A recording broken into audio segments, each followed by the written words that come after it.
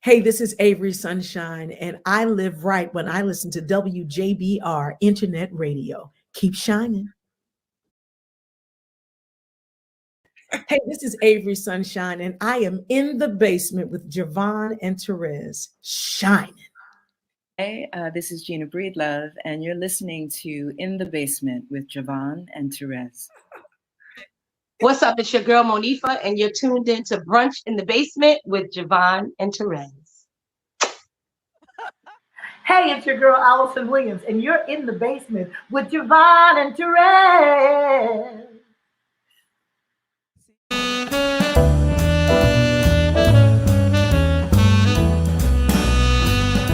Hey, this is Lenny Williams, and you're listening to Brunch in the Basement with JaVonne and Terez, playing my kind of music.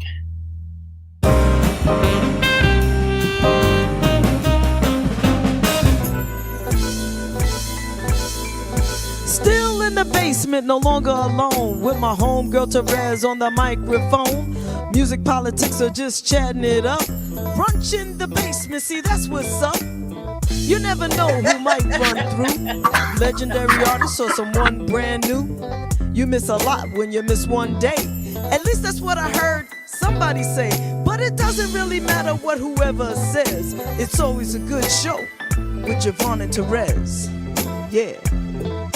Brunch in the basement with JaVonne and Terez. Yeah. Let's see who we got today. Come on, everybody's a friend in my head. I already know everybody. Whatever it is, it's gonna be good. One day I'll tell you about me and Shaka Khan, but you know. Oh my gosh. Yeah, but she doesn't know anything about it.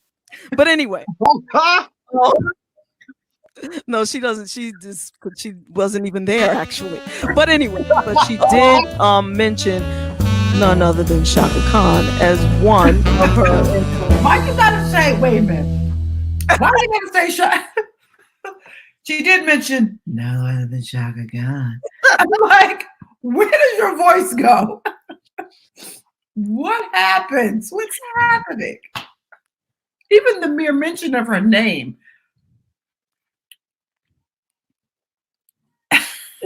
Silence.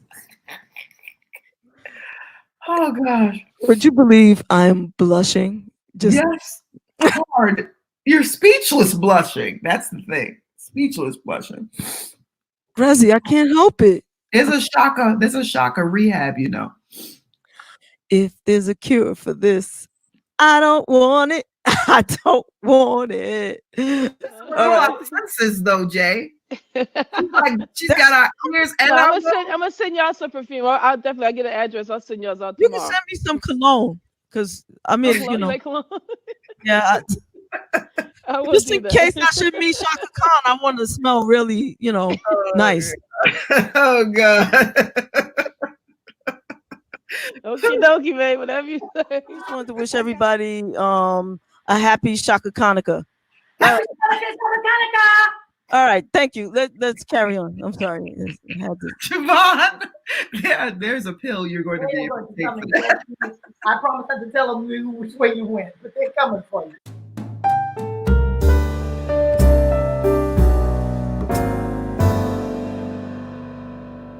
The time, so and we thank you for that. Thank you. Yes, thank you. This part, that little piece, I'm just gonna keep and play it all the time for myself. But no, I'm just teasing.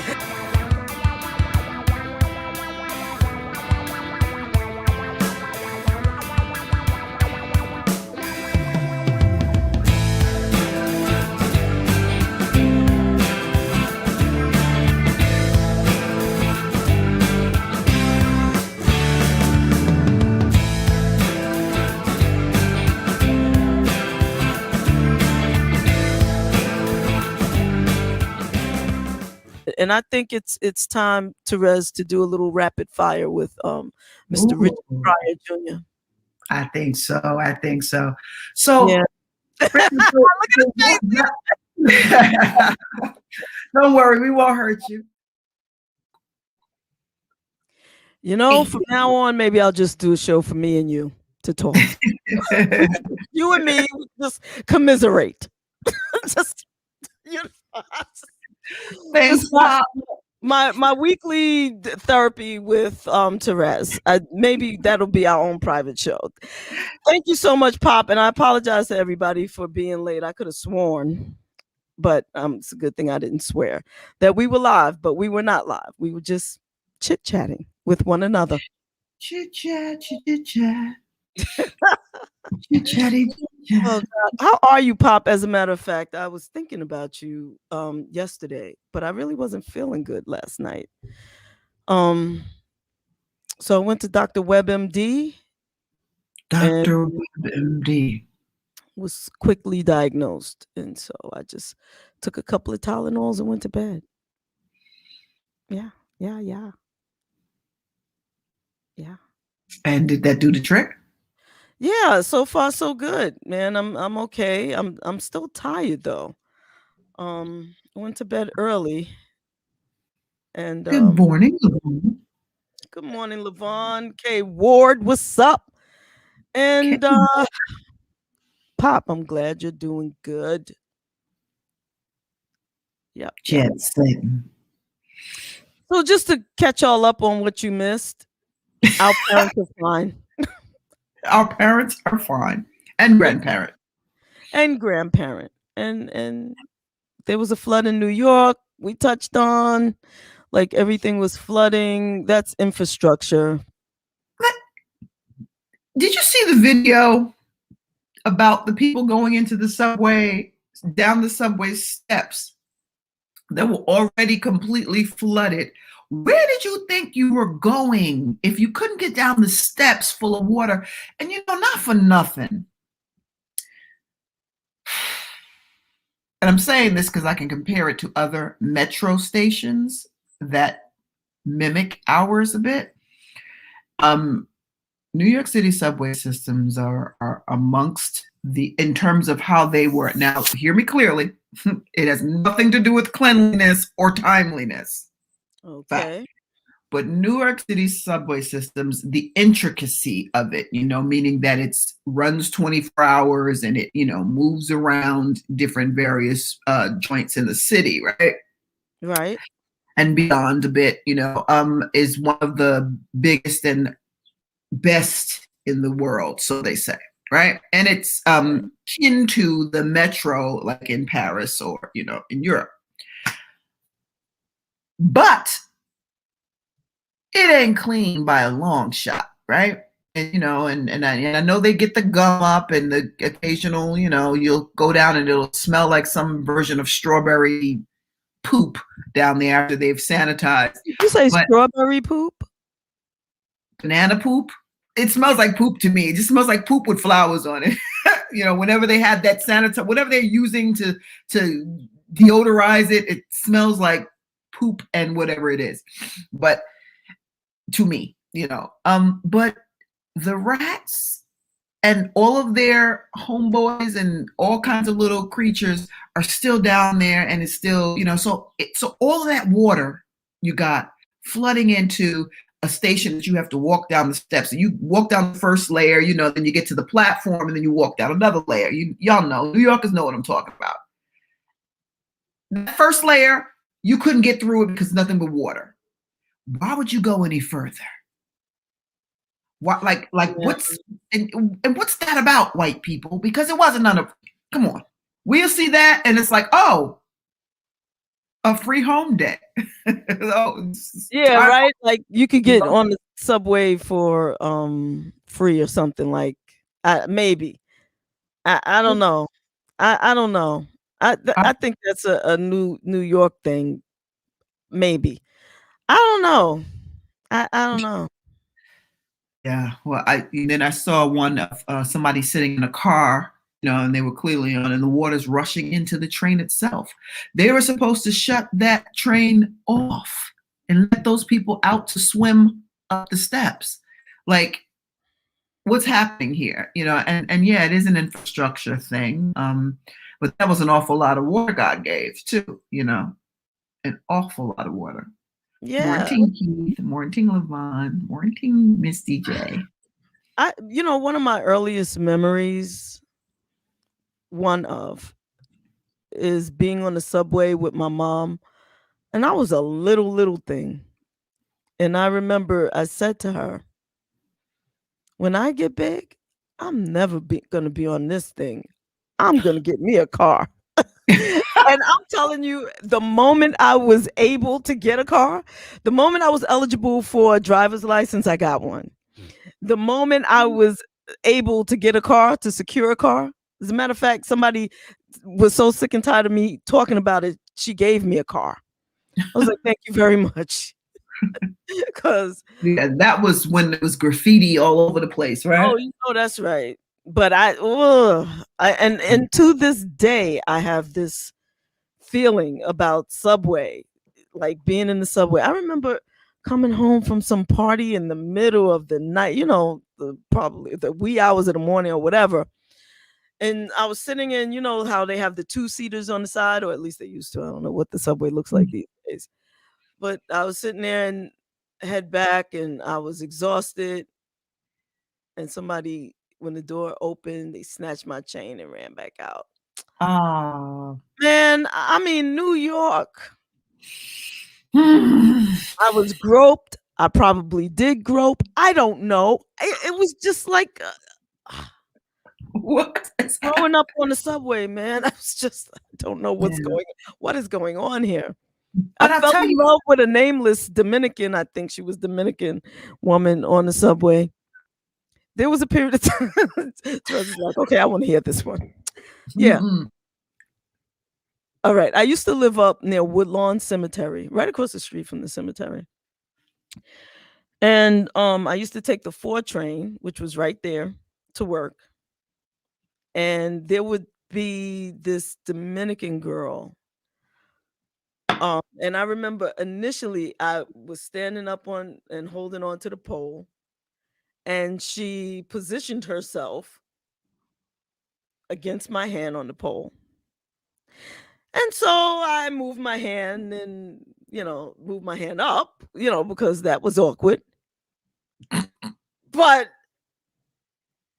she stared me in the eye, beautiful girl. And she was staring at me with the look. And I was like, here we go. I was young. Here we go. I was young. So what's your name? Yeah. So I was like, so what's your name? And she was like, so I'm thinking, because it's loud, it's on the subway. So what's your name? She's like, She would never talk. So that was one day. So I was like, okay. The next day, I get on the train. She sees me, comes, does the same thing, positions. So, well, she was a regular at the certain time. Yeah. So this is what I'm saying. So every day, but she would never speak to me. Maybe she didn't speak English. I don't know, but she was very drawn to me, and she was very fine. Dominican fine. Pop, you know what I'm talking about. Dominican fine. And so I started looking forward to those rides on the train, because eventually we get a seat. She'd sit next to me. I'd bring a blanket to work. What is happening? Yes, it sounds like the beginning of a horror movie. Yes. What is happening? Oh, Jesus Christ. Oh my God. Then one day she just never showed up again. I don't know. And I never knew her name. In the Heights Part 2. Yeah, exactly. Yeah, basically. What is happening? I've had so many interesting experiences similar to that. That basically sums up my love life circa 2000 or something like that. Yeah. I tell you, the one time I had to get somewhere, and I was driving. True story. Driving in Manhattan, and traffic was doing what it normally does, just a bunch of nonsense. And I had exactly 20 minutes to get where I needed to go, because the person that had and this was, obviously before we had the cash apps and all the electronic ways to send money, had managed to have currency that I needed to get before they were going to be gone for a month. So they were kind of getting ready to do the airport thing, and I had to get to them in 20 minutes kind of vibe. And I remember saying, oh, no, this is my young head, so don't judge me. I'm driving. I'm looking at the clock, and I was like maybe 20 blocks away, somewhere in there. And I was like, just hold on. And he was like, no, just get here. Who do you want me to leave it with? And it was nobody that I knew, And so I stopped the car right before it was like maybe 30 something street, stopped the car, put the flashers on. When I saw I was coming up 8th Avenue, I put the flashers on at 34th Street, right? Jumped out the car, ran down the the A train, jumped on the A train, made it to him, literally snatched the envelope. Okay, thanks, man. He's like, you almost didn't make it. He's walking out, getting in his car. I go jump down the subway again, go back to 34th Street. The car was still there with the hazards on flashing. True story. True. Didn't get towed or anything in traffic. So it was like right, I couldn't park it on the curb. It was like right off the thing. I mean, I was short of just putting the hood up just to look like it was, distressed. But it was still there with the hazards flashing. Left it right there. So the subway has always been good to me. All I have to say, Rez, is you have the kind of fortune I never would have had. By the time I would have pulled over, there would have been a cop right there saying, well, you can't pull over here. that would have been it. And I would have done the whole thing. I figured if it got towed, I would have got it. You know what I mean? But I had to get to him because the month not being able to get what he was holding would have been more detrimental. So I was willing to risk the tow because I could have paid for that had I got to him. But I got to this literally bang, bang, bang. I think I did that turnaround in like less than half hour by the subway. So there you have it. I prefer not to be in a car in Manhattan if I could help it. It's just too many things to consider, and they don't really want you driving in Manhattan anyway. So they have you ride a bike and drive. Woo! The slowest train ever. Hey, Seiji. And wait, your exhibit, that doesn't start. What time does it? Hang on, let me hold on. Going to be there at 1:00. Okay, I'm just checking the time on that. Okay, all right, just making sure. All right, he's got to be there at 1:00. It doesn't start till 6. Okay, just making sure. Good. But you know what? LaVonne says she got a ticket in a blizzard. The snow blizzard. Yeah, I have never been much of a traveler, to be honest. 1 to 8 is the showing.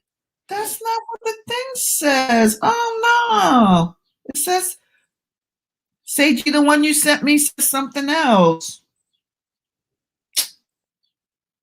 Okay. All right. Well, it's good that we can clarify that now. So if you thought you couldn't make it, maybe you can. 1 to 8. Sage, if you just type in the address and the deets, then I will put them up on the screen. If you're able to do that. Because I'm looking at the flyer. Okay. No, it's okay, hon. Yeah, so I'm not much of a traveler. And it wasn't until I met Cheryl that I was forced to leave New York area. Actually, for real, I just wasn't interested. I mean, I went places if I could get on the bus, like take a Greyhound. So I've been south, drove to, my sister Deosha's in Rhode Island and, things like that I'll go. But like to really go somewhere, no. Why? Because I just wasn't interested. I don't care. I didn't care. I never cared about, so what? Yeah, there's the sun. Okay, that's nice. It's an island. I seen the picture. I'm good with it. Right? That's just, I'm a very I'm a basement dweller. I can't, like, I'm a crab, I'm a scorpion that, like, I dwell in the dark. I'm good here. I'm good. However, that has changed to some degree. I've since been quite a few places, so, but that's just the way I was. But I'm saying all of this to say that my very first airplane trip was during the winter. It was a February. I remember that because it was a friend's birthday and a lot of people were meeting in Florida. So I was like, well, I'll drive down. Cheryl was like, you're driving down nowhere. You're going to get on this plane. And I was like, oh, fuck, I got to get on a plane. Oh, you have a fear of flying? Yeah. I don't like to fly. I still don't like to fly. I can't stand it. It's very upsetting. And let me tell you, when I got on that first plane, I went and spoke to the pilot to make sure he was sober, because a lot of pilots, my understanding, they like to nip because of the way their lives are situated. You ain't flying me somewhere drunk. We not doing that. So they've changed a lot of that now. I'm not going to say other stimulants, but they're supposed to be tested for that very reason, because their insurance is extremely high. So yeah, and it's random. So I went and I said, hello, my name is JaVonne. This is my first time flying. I just wanted to introduce myself to you all and see how everyone's doing up here. Does everything look okay? Are we expecting any turbulence or any of that other drama that goes on up in the air? I've never done this before, and I'm very nervous about the process. I'm just saying that's where my head was at. So they gave me Dramamine or something. So for the first 2 days I was loopy as I was like, because I don't do any drugs, I don't drink, my system is not. Wait a minute, who gave you Dramamine? The airline? No, Cheryl and them. Oh, okay. I was going to say, hold on, which one were you? Okay. Apparently I was being too much. So Cheryl was like, take this. And I took it, and I was actually like, it was just not the best trip in the world. But since that time, I'll go. But anyway, when I got back, this was a long story just to say that when I got back, there had been a blizzard and my car had been parked, and one of those snow plow trucks clearly sideswiped my car because the whole driver's side was bashed in. The side view mirror was gone. It was just what? Yeah. So if any first experience makes you want to not do it again, that would have been the one. But I'm also one of those, you fall off the horse, get the hell back on. And speaking of which, I don't like riding horses either. I don't particularly, I love getting on horses. I love walking horses. I do not like when they trot. Not a great feeling. Yeah. The first time LaVonne took a flight, it was to boot camp. Oh wow. It calmed me. Okay. Oh wow. Yeah, I used to like it when I was younger a lot, but it's gotten so since 9/11 it's gotten so, and reasonably so, I guess it's for us protecting, but it's gotten so commercial with regard to every little thing they charge you for.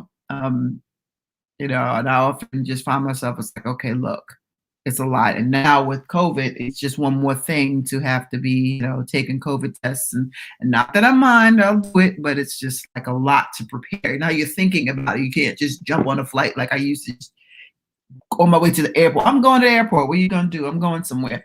Can't do that anymore, which takes a lot of the fun. So you have to wait. How does it work? You have to take a COVID test and get your results.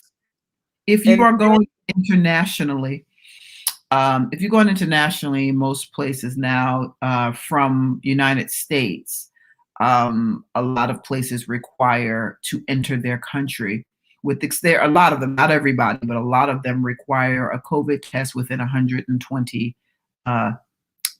hours. So it's like 5 days before you go, you have to have had a negative test. Some places 48. The PCR test, which you can get back in like anywhere from 24 to 72 hours. So it's a lot of math to think about, because you really have to, and on your way back into the United States from anywhere international, you definitely have to have a COVID test. Now, leaving here, of course, most places do not charge you for COVID tests unless you have the expedited service. Now, if you're a citizen and you test positive on your way back, do they let you on the plane? Nope. So where do you go? Wherever you can, but it won't be on that plane. What? So, okay, you take a trip to Jamaica, you book the hotel for 3 days, 2 nights or whatever. I don't know. I'm just saying. Mm-hmm. On your way back, they test you at the station, at the airport. How does that happen? No, they can. Some places do have, emergency COVID testing, which the idea is that you don't want to do it in an airport because they're going to hit you. Like it's about $250. When I was coming back from the Netherlands to get caught $250? $250. I mean, it's not regulated the way it is here. So, yeah, they can hit you in the head at the airport, just for not having it done, and at that point it's nothing but a rapid, but you have to have something saying that you're negative. But the idea is if you get it done within the time frames that you're supposed to get it done, you'll know, and then you have to just, remix whatever you're doing and extend it, for a period until you do not test positive, which means you have to quarantine for the period of time. Hopefully you don't have to be hospitalized or anything, but you will be paying more money to stay because you're not going to be able to get through with a positive test. United States is not letting nobody up in here without. I'm thinking about, people who might have saved up, like are not fortunate enough to be able to afford extra hotel days. Like they saved up because they always wanted to go X place. I don't know, wherever. Mm-hmm. And so they save up and they have just enough to cover their vacation expenses for however long. And then they catch COVID out there. Well, here's the thing with that then, because knowing that I'm just speaking from presumption, nothing like factual, so I just want to say that first, you have to have a negative COVID test, and now if you're going to a place like, let's say Mexico, they don't require one to get in the country. So you're not guaranteed that even if you test negative, that you're on a plane with people that have all tested negative. That's one.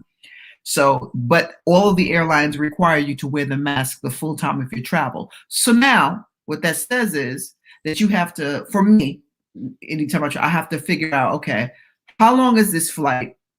So now I'm looking for anything direct. I tend to only try to do direct flights or I'm not really interested. And if I do a non-direct flight, which is very rare, it can't be any more than an hour layover, I'm not doing it.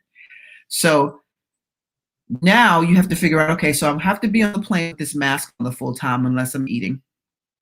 So does everybody else.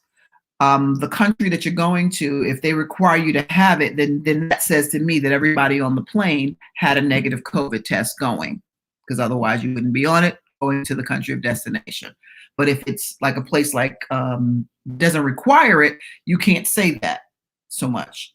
But like I said, it requires you to think about your travel, and that's why it's not fun anymore, because it's like you have to think about all of these things, which, okay, if you got a week planned Monday through Friday, you're going to be in another country. Okay, so about that Wednesday, you got to take a COVID test in order to continue, because on Friday when you're pulling out, you're going to have to show that to the airport.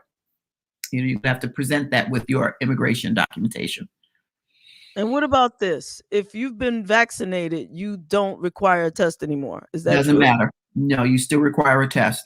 People that are vaccinated can still get COVID. Hello. Yes, absolutely. Hello. Absolutely. So yes, I'm not going to go into my tirade about that. Yeah, but you can still pass it on if you have been vaccinated. You can still catch it. you know, and I think it's important that we're clear about this on this show.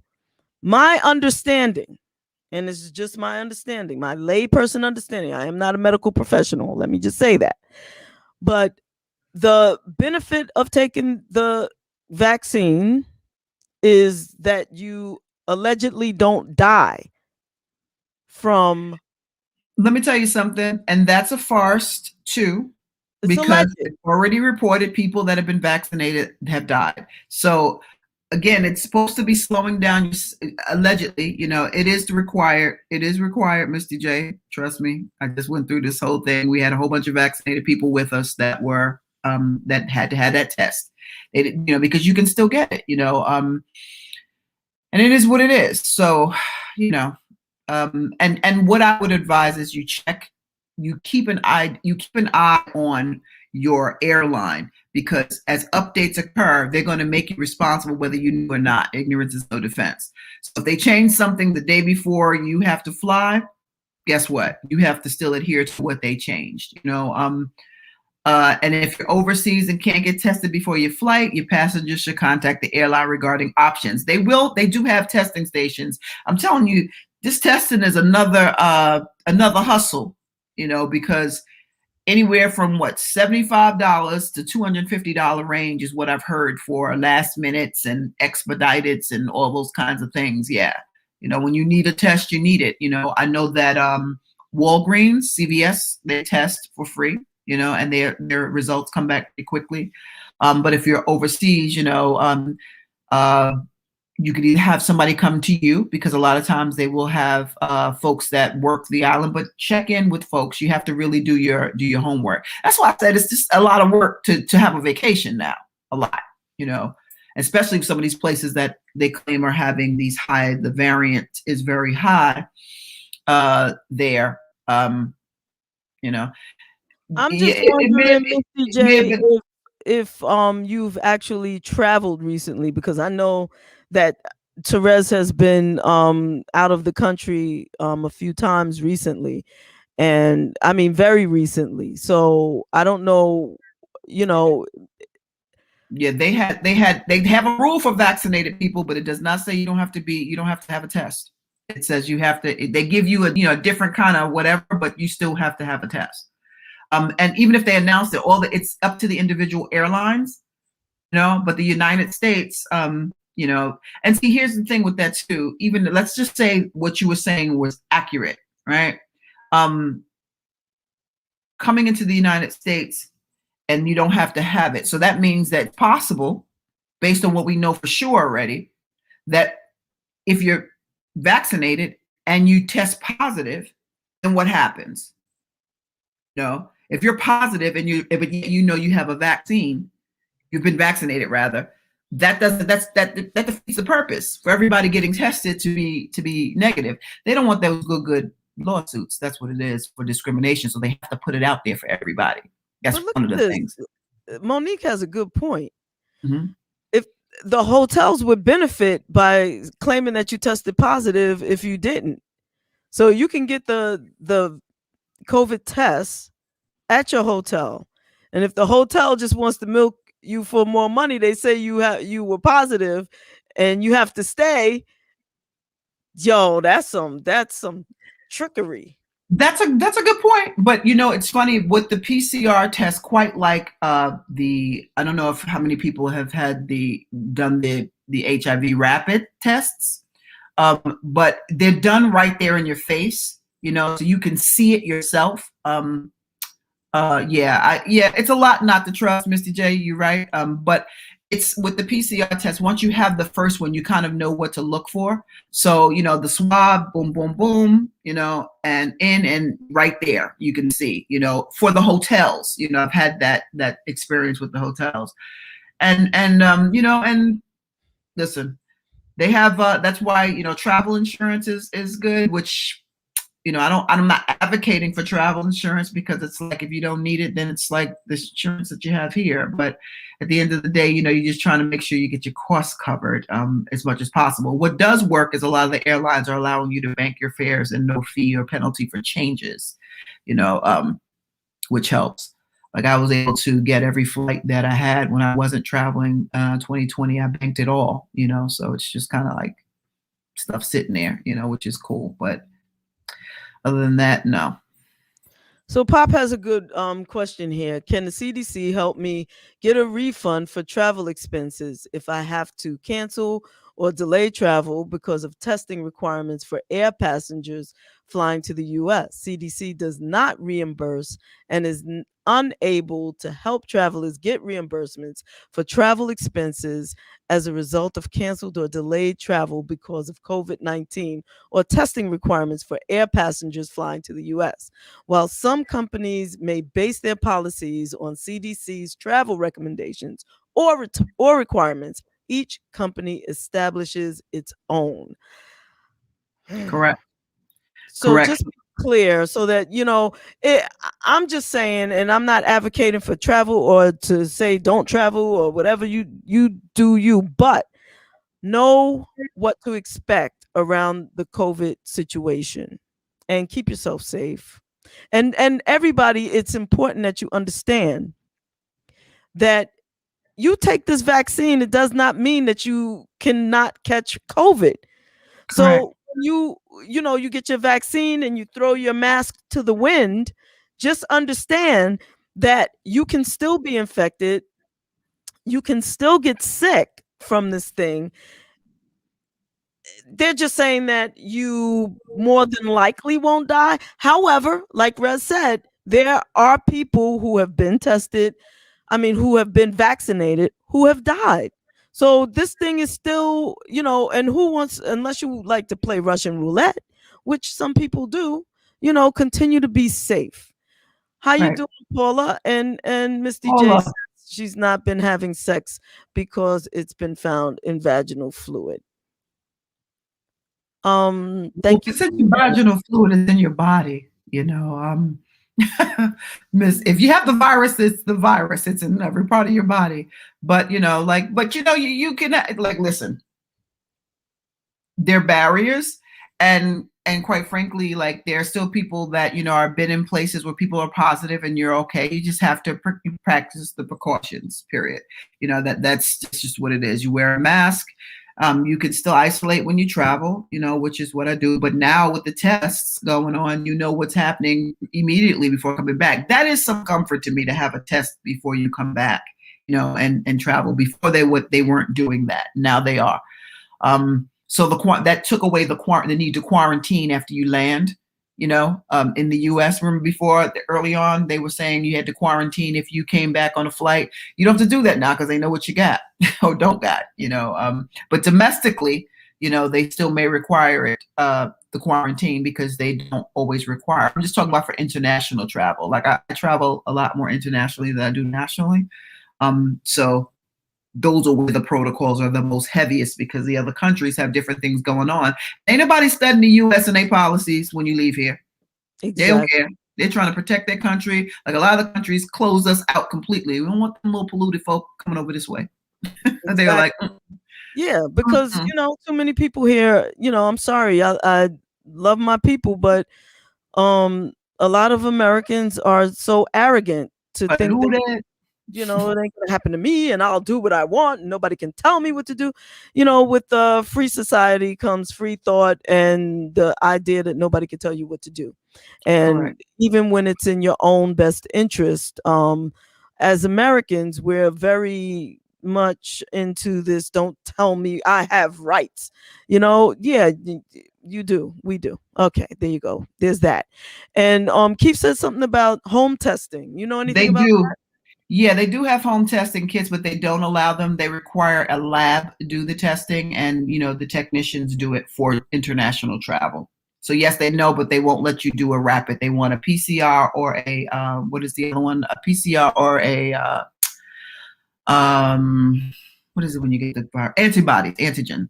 Yeah, PCR is antigen is 48 hours, and the PCR is 3 days. Yeah. Yeah. See, and I hear you, LaVonne, but there's no place on God's green earth that has made me feel that way. Hence, I stay home. Santa Claus himself could be sitting there with a brand new spicy red car for me. I which would be quite exciting actually. But yeah, I probably wouldn't go get it. So I don't know. In the middle of Darwin's petri dish. Well, here's the thing. I think, because, fear has always been, fear and fact have always been the way this country runs things. And, we know COVID, it is real, but it is also a lot of fear around it as well. And like I said before, I think the biggest thing with that is keeping those dirty little hands.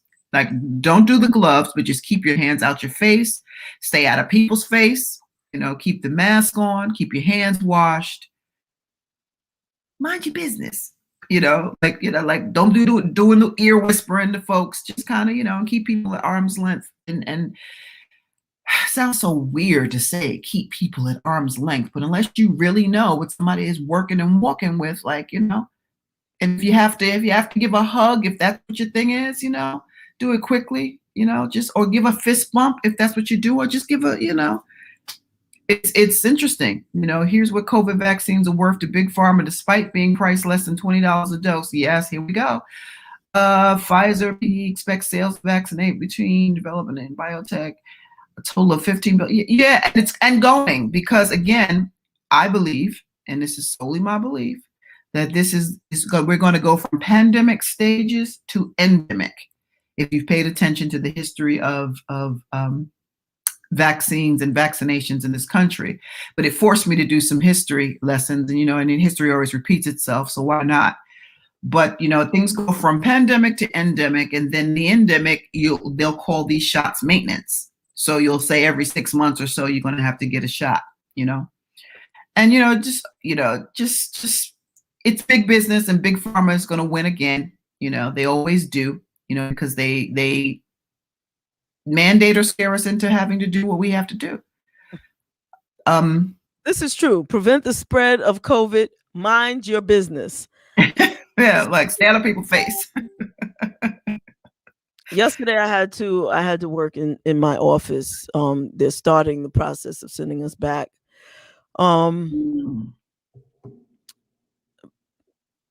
So people claim to miss me because they don't see me often in the office, and they won't be missing me much anymore when I'm not, because I'm like, don't come in my office.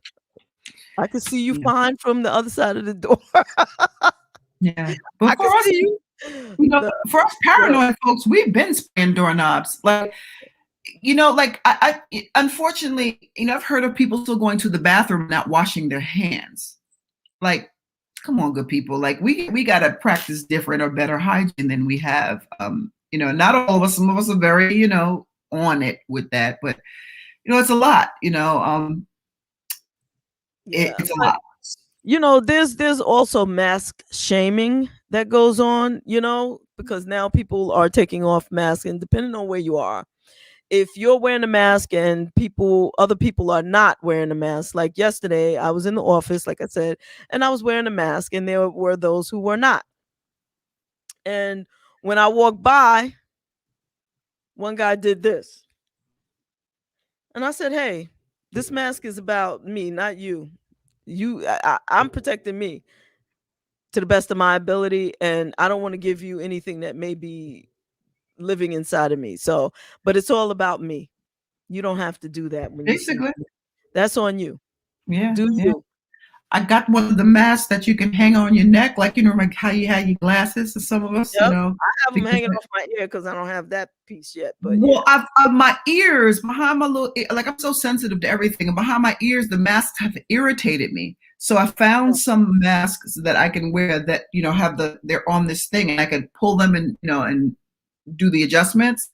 But I'll keep it around my neck just in case, because you still in some areas can't go into certain stores, although a lot of them have lifted that and made it optional, you know. But if I'm in an open area and there are not a lot of people, I'll take it off just so I can breathe. But you know, when I come into areas that's concentrated, that shit goes right back up. Like, come on. And you know what though? I do that too, Rez. Like if the store is not crowded, I'll take it off.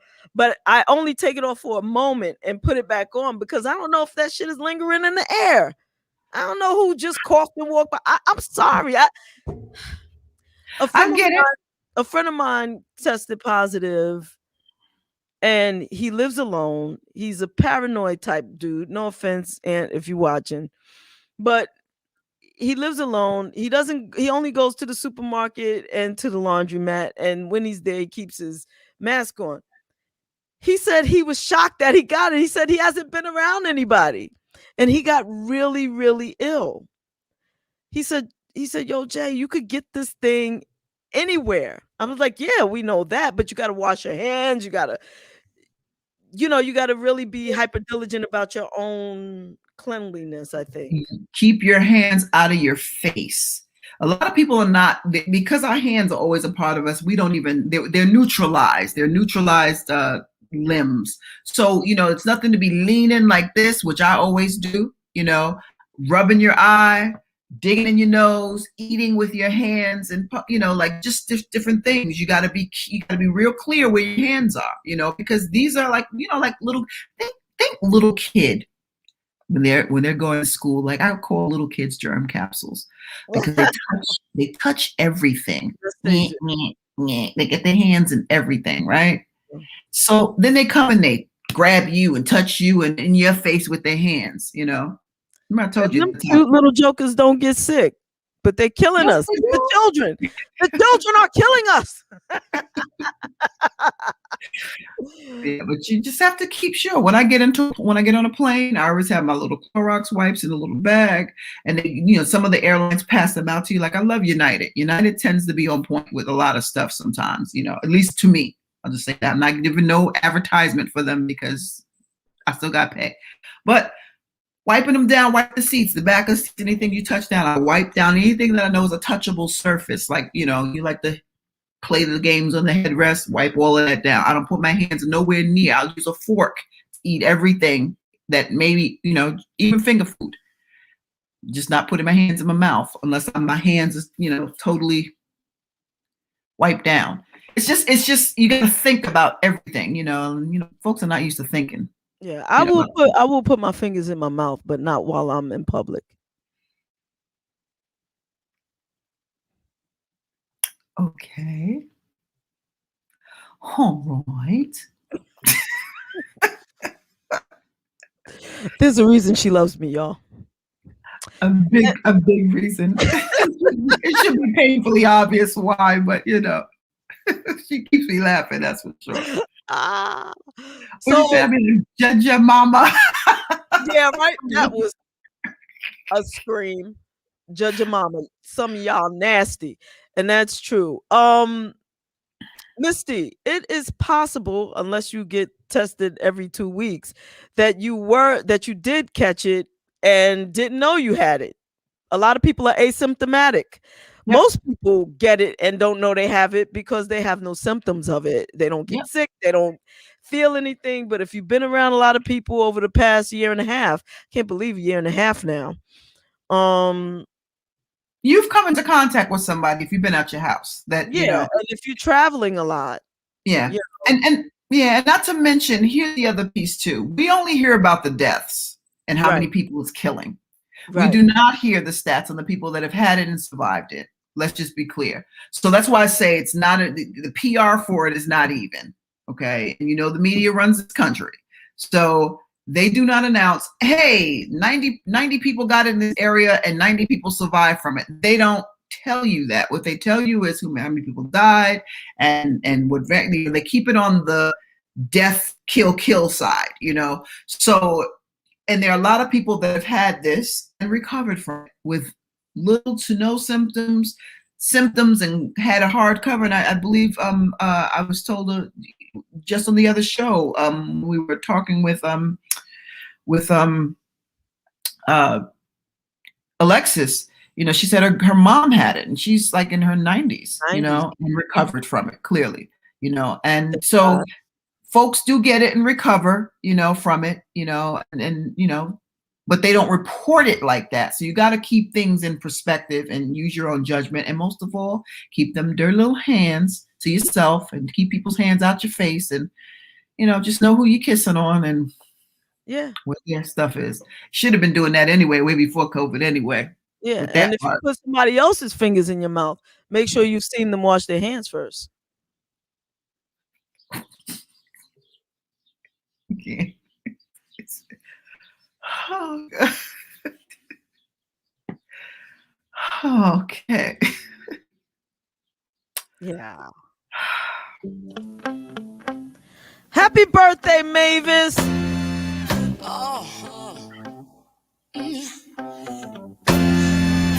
I know a place. Ain't nobody crying. Ain't nobody worried. Ain't no smiling faces. No, no, lying to the races. Help me. Come on, come on.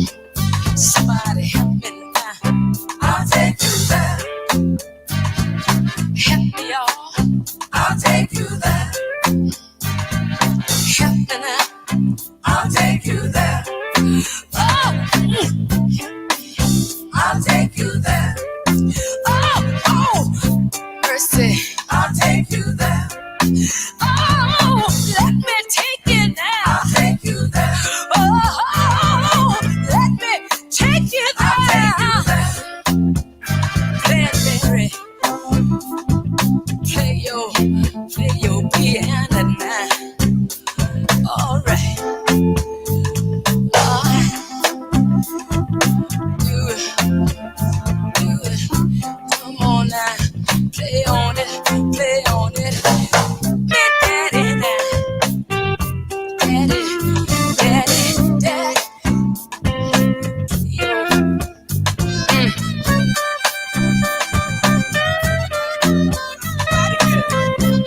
Ooh, Lord.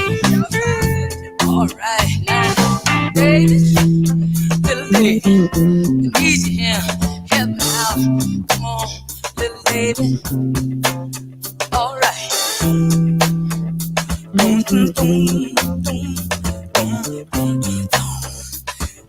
Doing something so.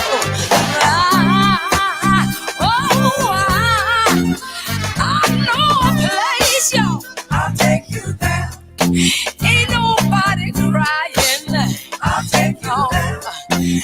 Ain't nobody worried. I'll take you there. No smiling faces.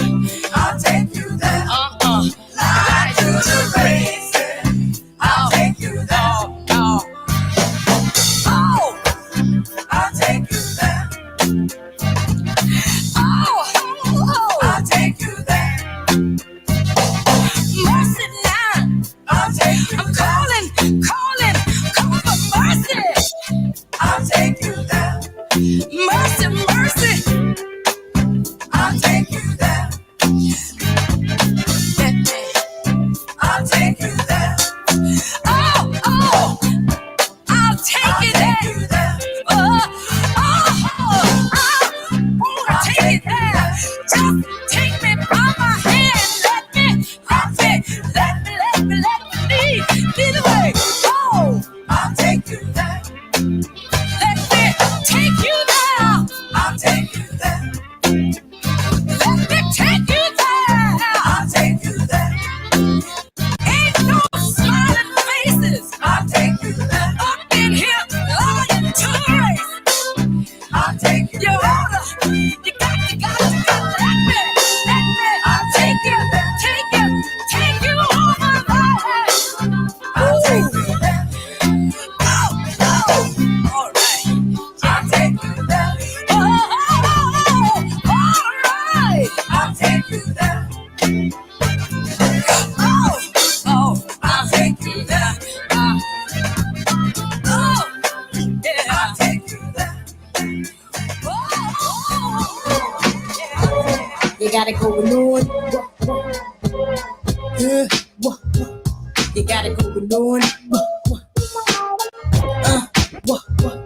You got it going on. Yeah.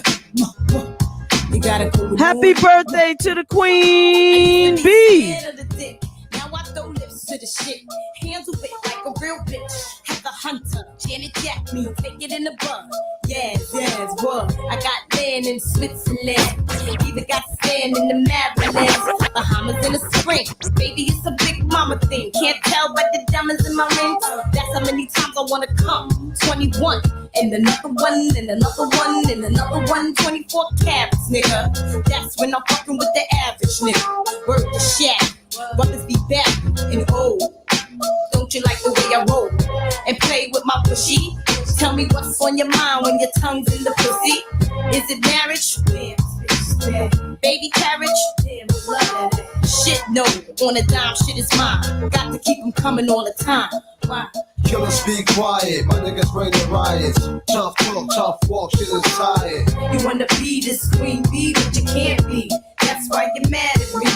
Killers be quiet, my niggas bring the riots. Tough talk, tough walk, shit is tired. You wanna be this queen bee, but you can't be.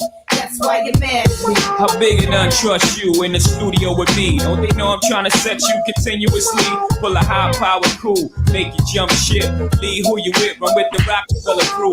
Trick you for the cheese, tear your womb up. Spread an ill rumor, make it flip on little C's. Twist you backwards, get the dough from your platinum hits. Rock little Kim hats and shit. I get down and dirty for the dough, I got love. The big know it, he must got the studio bug. Probably, as we speak, he's on his way up the street with the mafia thugs and all types of heat. But I ain't trying to beef, I'm just trying to eat. Horizontally, the way I hold my eye is sweet. And know my niggas, but I like the sound. Little Kim and Jigga sound like figures.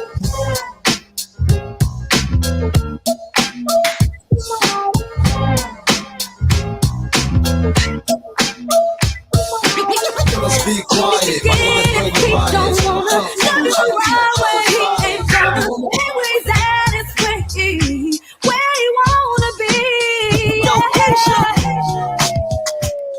Yes.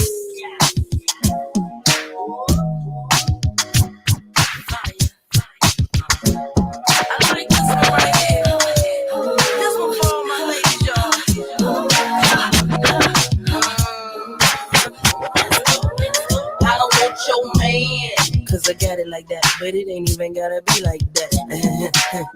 Yo man, he be calling me back, he say I'm fine and a matter of fact. He asks how I do that fit my jeans over baby fat. Listen, I don't know the type of tricks he playing, but I should warn you, I don't want you, man. I understand why you wanna try, make him stay home late at night. But if he wanna go, he'll be gone, no lie. I can't explain how many times I tried, how many times I cried, thinking about mine and where he might be. Remember when I gave everything I got, couldn't get deep down inside. How you love someone who didn't love me. Come on. Now I get it, he don't wanna love you the right way. He ain't gonna, anyway he's at his where he wanna be. If he gonna love you the way he should, then let it go. If he ain't gonna treat you the way he should, then let it go. If he ain't gonna love you the way he should, then let it go. If he ain't gonna treat you the way he should, let it go. When the sun come on in the club, they gon' be like, damn, that's hot. But when they play it in the car, they gon' drop their tops like, damn, that's hot. They gon' mix it with Biggie, it was all a dream. Damn, that's hot. Me and Keisha don't stop till the tick don't top like, damn, that's hot. Now understand why I take my time to come without the bus, trying to get me to see this man you're trying to be. But I don't want your man's been calling me, trying to get me to see that he wants me to be with him, but he ain't the one for me. And if you only knew what you had to finally see that. See that. from the south, all the way up to New York City.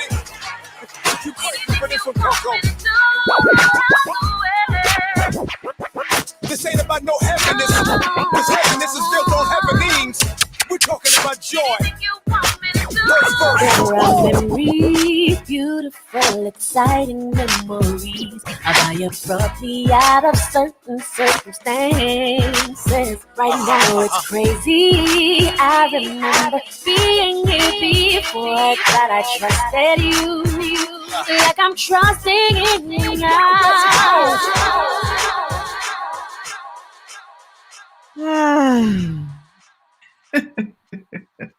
Nice. Mother Mavis Staples is Yeah. 82 years old today. Happy birthday, Mother Mavis. Yes, yes. And little Kim, I think she's 46 or 45, 46. Yes, yes. Amen. Yep, yep. Some Cancerians. Yep, yep, yep. Good and And I emotional. just, Water. oh yeah, yeah.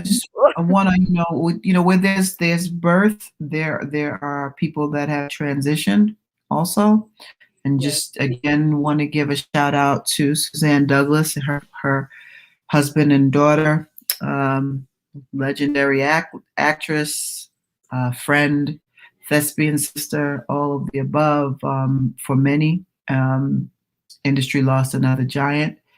Also, I want to give a shout out to the friends and family. And when I say family, I'm talking about extended family. My heart goes out to Cheryl Pepsi Riley and all of the musicians connected to Trevor Hughes.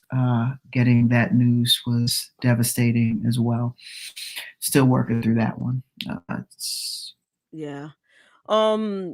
So, and for that reason, because our special guest is very close to Cheryl and the family. She's gonna be late if and I already let her know that if she doesn't come through, we'll just reschedule. Absolutely. But this has been a hard season. It's been a hard season. Yeah. We are in a season where we need to, and thank you for saying that, Jay, and absolutely extending her nothing but grace, period.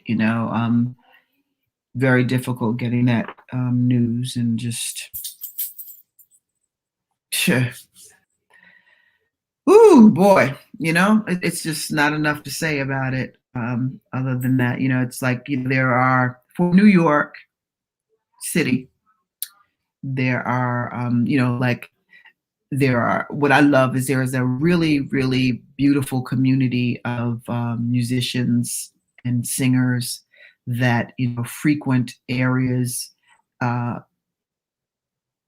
the city that play in like the triangle areas, that play live music. And I'm talking about musicians, people that actually pick up instruments, and have instruments in their voice, and frequent places that, establishments that they gig in regularly, and I'm thinking about places like the Groove and Cafe Wa and the Sugar Bar, and all those places that people go. And it's a small community. Like I said, this industry is big, but it's very small when you're talking about people and, that take care of one another and make sure that each other are working and eating and all kinds of deals, and, and looking at each other to feature on projects and stuff like that. It's a beautiful, but very small community. And Trevor was a big part of that community.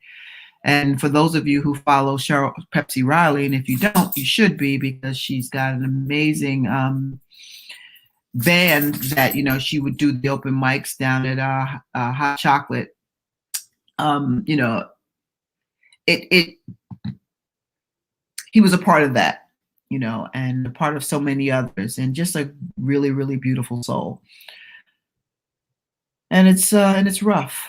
It's really rough when a family member leaves, and like I said, a lot of folks that just saw him and knew thought it was well and whatever. I don't want to get into any particulars because it's still raw.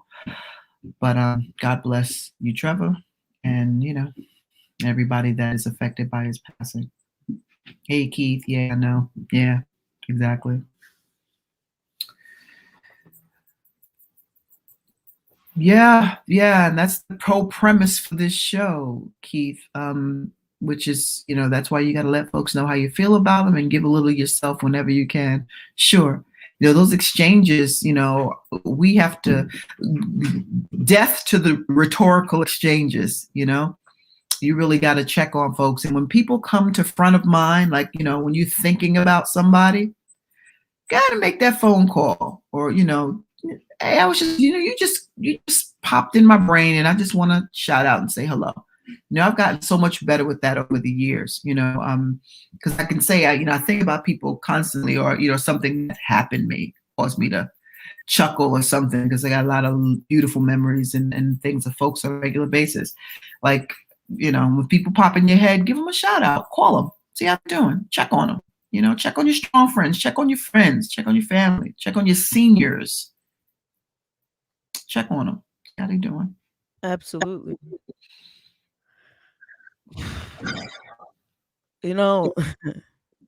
I would like to check on that Dominican girl on the train, but I don't know her name. I never did. You never knew her name? Never. It was a quick and short, easy breezy romance. Label it. I'm not sure I want to know the label of that. Was it romance? I don't know.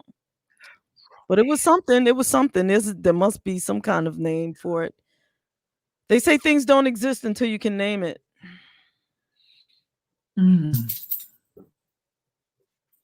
But yeah, that was something. Allison Williams, when she was on the show, she said that she's going to protect you, right? And her exact quote was, the people are coming for you. And I promise not to tell them which way that you went, but they coming. That makes me giggle. They're coming for you, JaVonne, in a way that only Allison can deliver, because she is probably one of the funniest. She's just too funny naturally.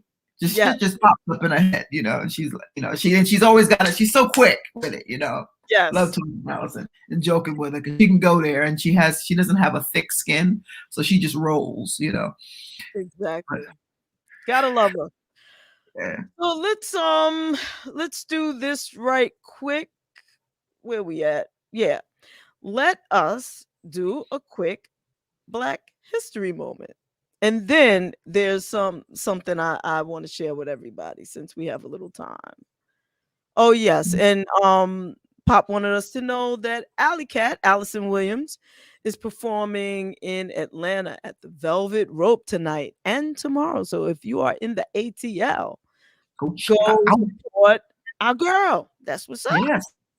Yeah, it's going to be a good time. If you're looking for something to do and you have not made that yet, or even if you're out in the world, go by and holler at your girl over there at the Velvet Rope. She's going to kill it. Whatever she's doing, she's going to kill it. Boom, boom. Let's do this first. Let's do this, and then we'll be right back.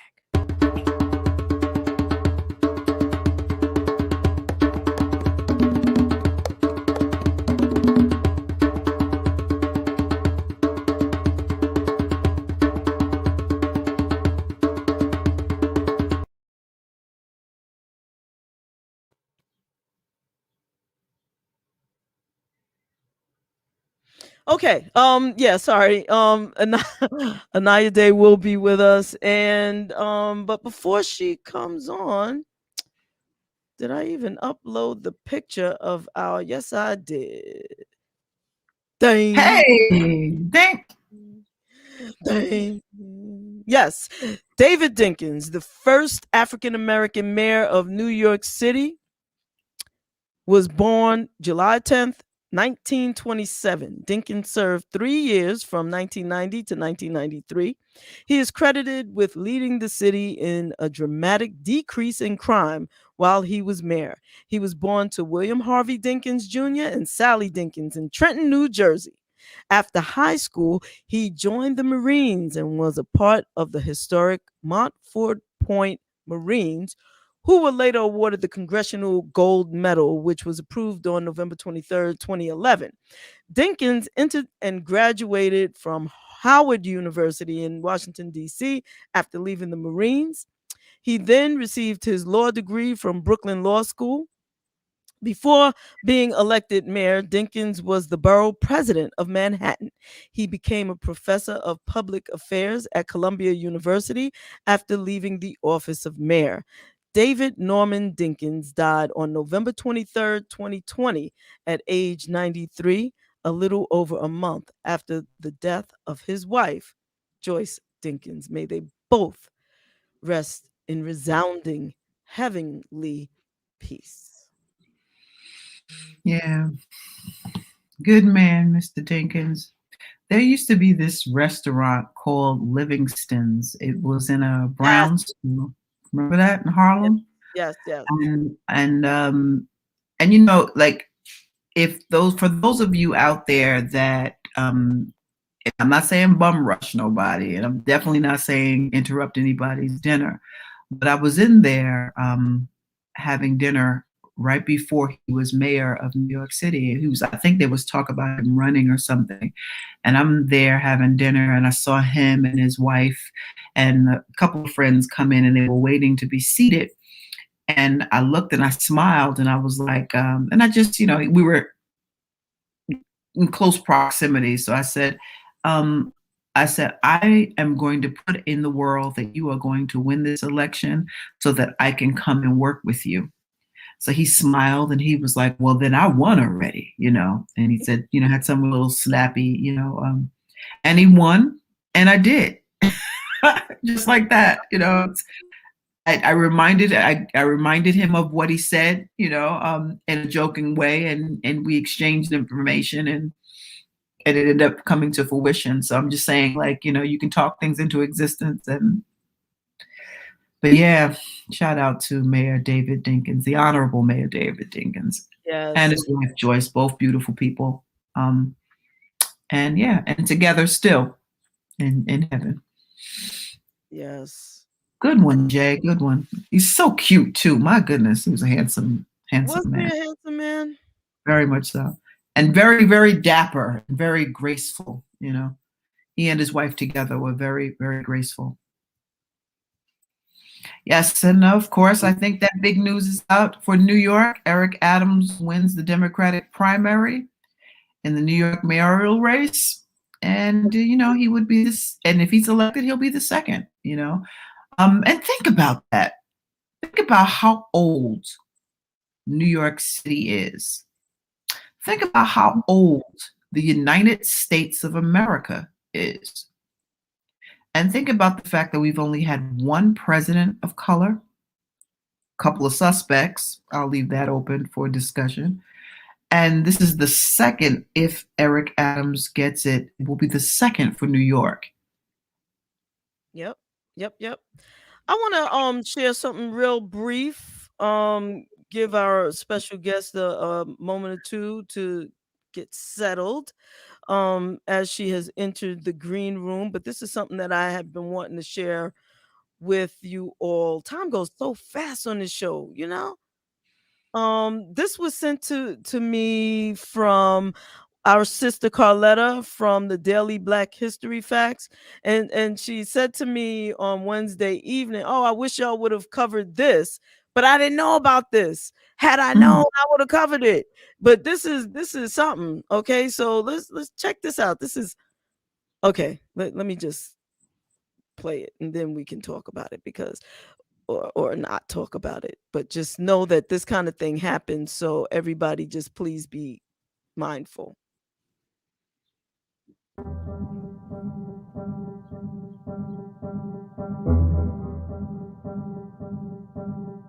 Someone decided that they wanted my house, so they sawed off the locks, put their own locks on, and he's now occupying the home. And we are out here. I've just been waiting out here with the cops at the neighbor's house while the SWAT team plans to move in and remove him. Yeah, that's been my day. How's yours?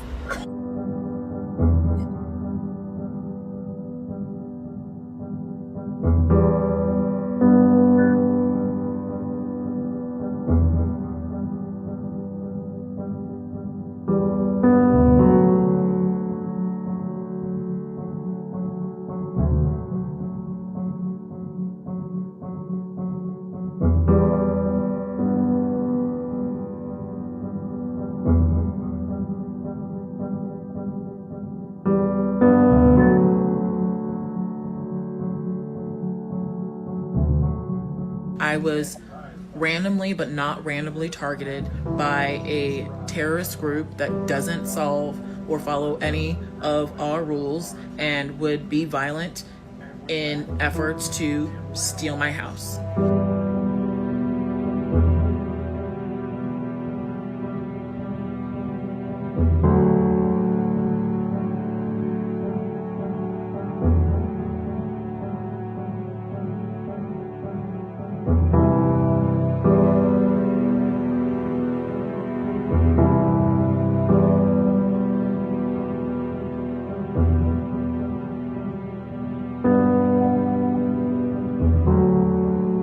You guys, I'm not even kidding. This is the literal SWAT team that was called.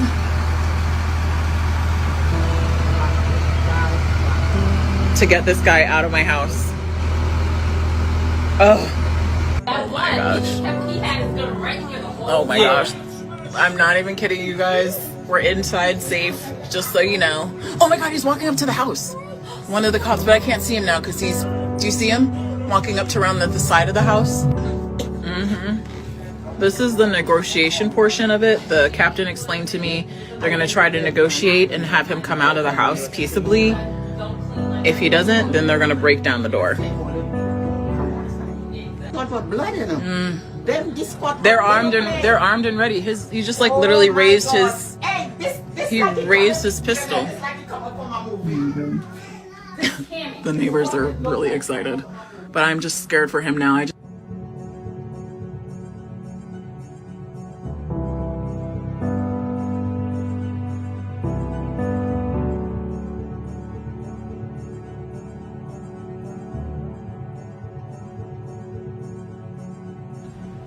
It's not the sexy crime Lifetime show that we're used to seeing. Everybody that I know wasn't in on it. It wasn't any weird angles. This was something for me to try to communicate a cautionary tale that is bizarre and crazy, but it's real life. It happened.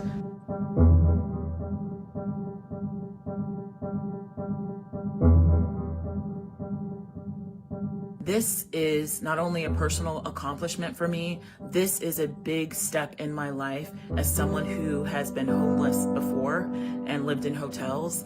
I'm not giving up without a fight. Sorry.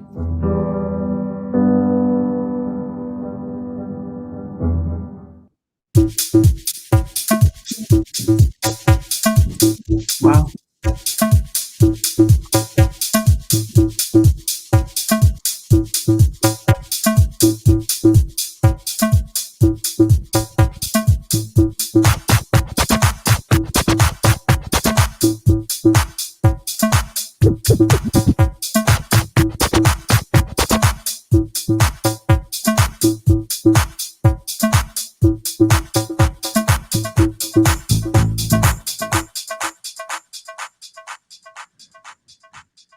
Inaya Day. Yes. How you doing, darling? I am good. I won't complain. Good to see your face. How you feeling? I'm feeling. Yeah, exactly. Feeling the name of the new track. The new Yes, song. it is. Yes, it is. And I'm gonna give you a little tidbit about that song. A lot of people don't know that we recorded that song a little over 10 years ago, 11 years ago, something like that. Wow. Yeah. Nice. What inspired it? Well, two things actually. What inspired the track, if you can remember, 10 years ago? And then what inspired the pull out, the dust off, the refresh, and the represent of the track? Well, Sting International already had the track, and he had begun to write to it, and there were some lyrics there, and he said, "Come over, Mama, I want you to work on something with me." So I finished writing it, and he put a couple of things there with his little module thingy, and he said, "Oh yeah, this is gonna be hot." So he's like, "Ain't nothing to it but to do it." So we went inside, and I laid the vocals down, and he held it for about 11 years. So I was like, yo, we gotta let this out. This is gonna be a bomb. Because there's nothing else that sounds like it. And it is for me reminiscent of like the effect of Keep Pushing, how Keep Pushing came out at a time when there was nothing else like it. It also is raw with a heavy bass line, and I start low and vibey, and then I go up to the so it's basically the same principle. So I was like, if it worked with Keep Pushing, I think this will work with Feeling. And he said, you got to do it right. I don't want to just put it out there and let it go by like so many other house tracks. He said, this is better than that. This is bigger than that. And I was like, okay. And everybody kept asking for it because he would only play it at his gigs. When he was DJing, he was the only one who had it. So only people who went to his parties heard the song. And they were like, yo, Inaya, when's that song coming out? Yo, Inaya. And I was like, ask Sting.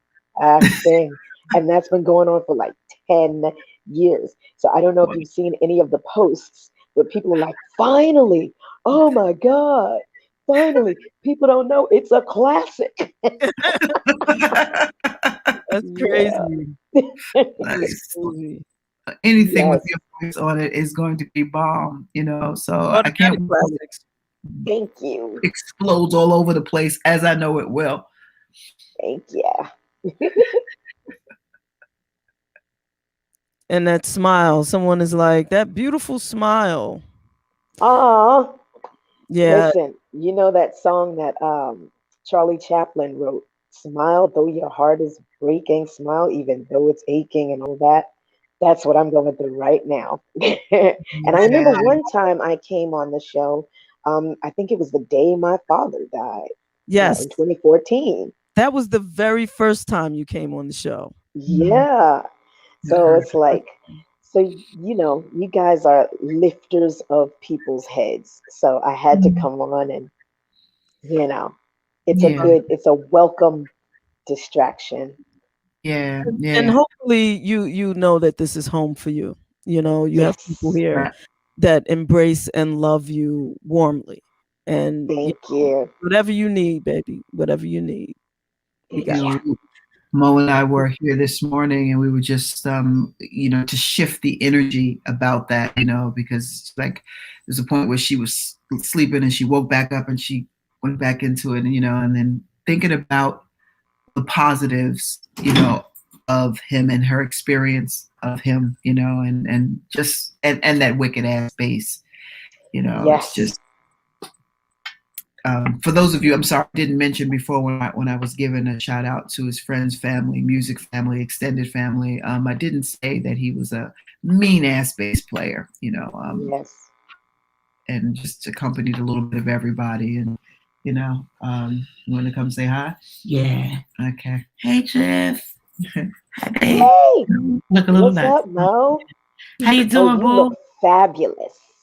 Thank you. It's a sucky day, Yes. You okay? Yeah, I mean, and the funny thing is, because I don't know if you've heard of Cassandra Balance, because, Mo and I went to the same high school, but she came in after I left. Yeah. And Cassandra Balance was a keyboard player for gospel chorus, and she sang, and she was one of my close friends. We had a gospel group together.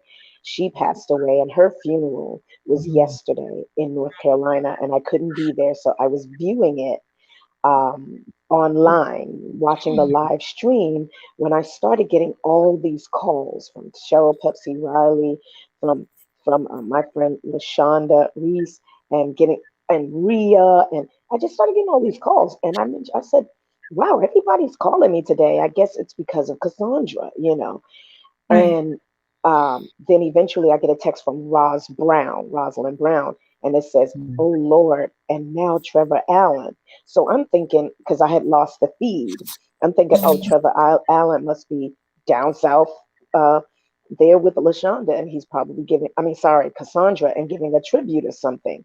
Nowhere in my psyche did I ever fathom that it was that he had passed. So I am in utter shock. And now I understand why everybody was calling me yesterday. So while I watched the homegoing service of one close friend, another one had gone.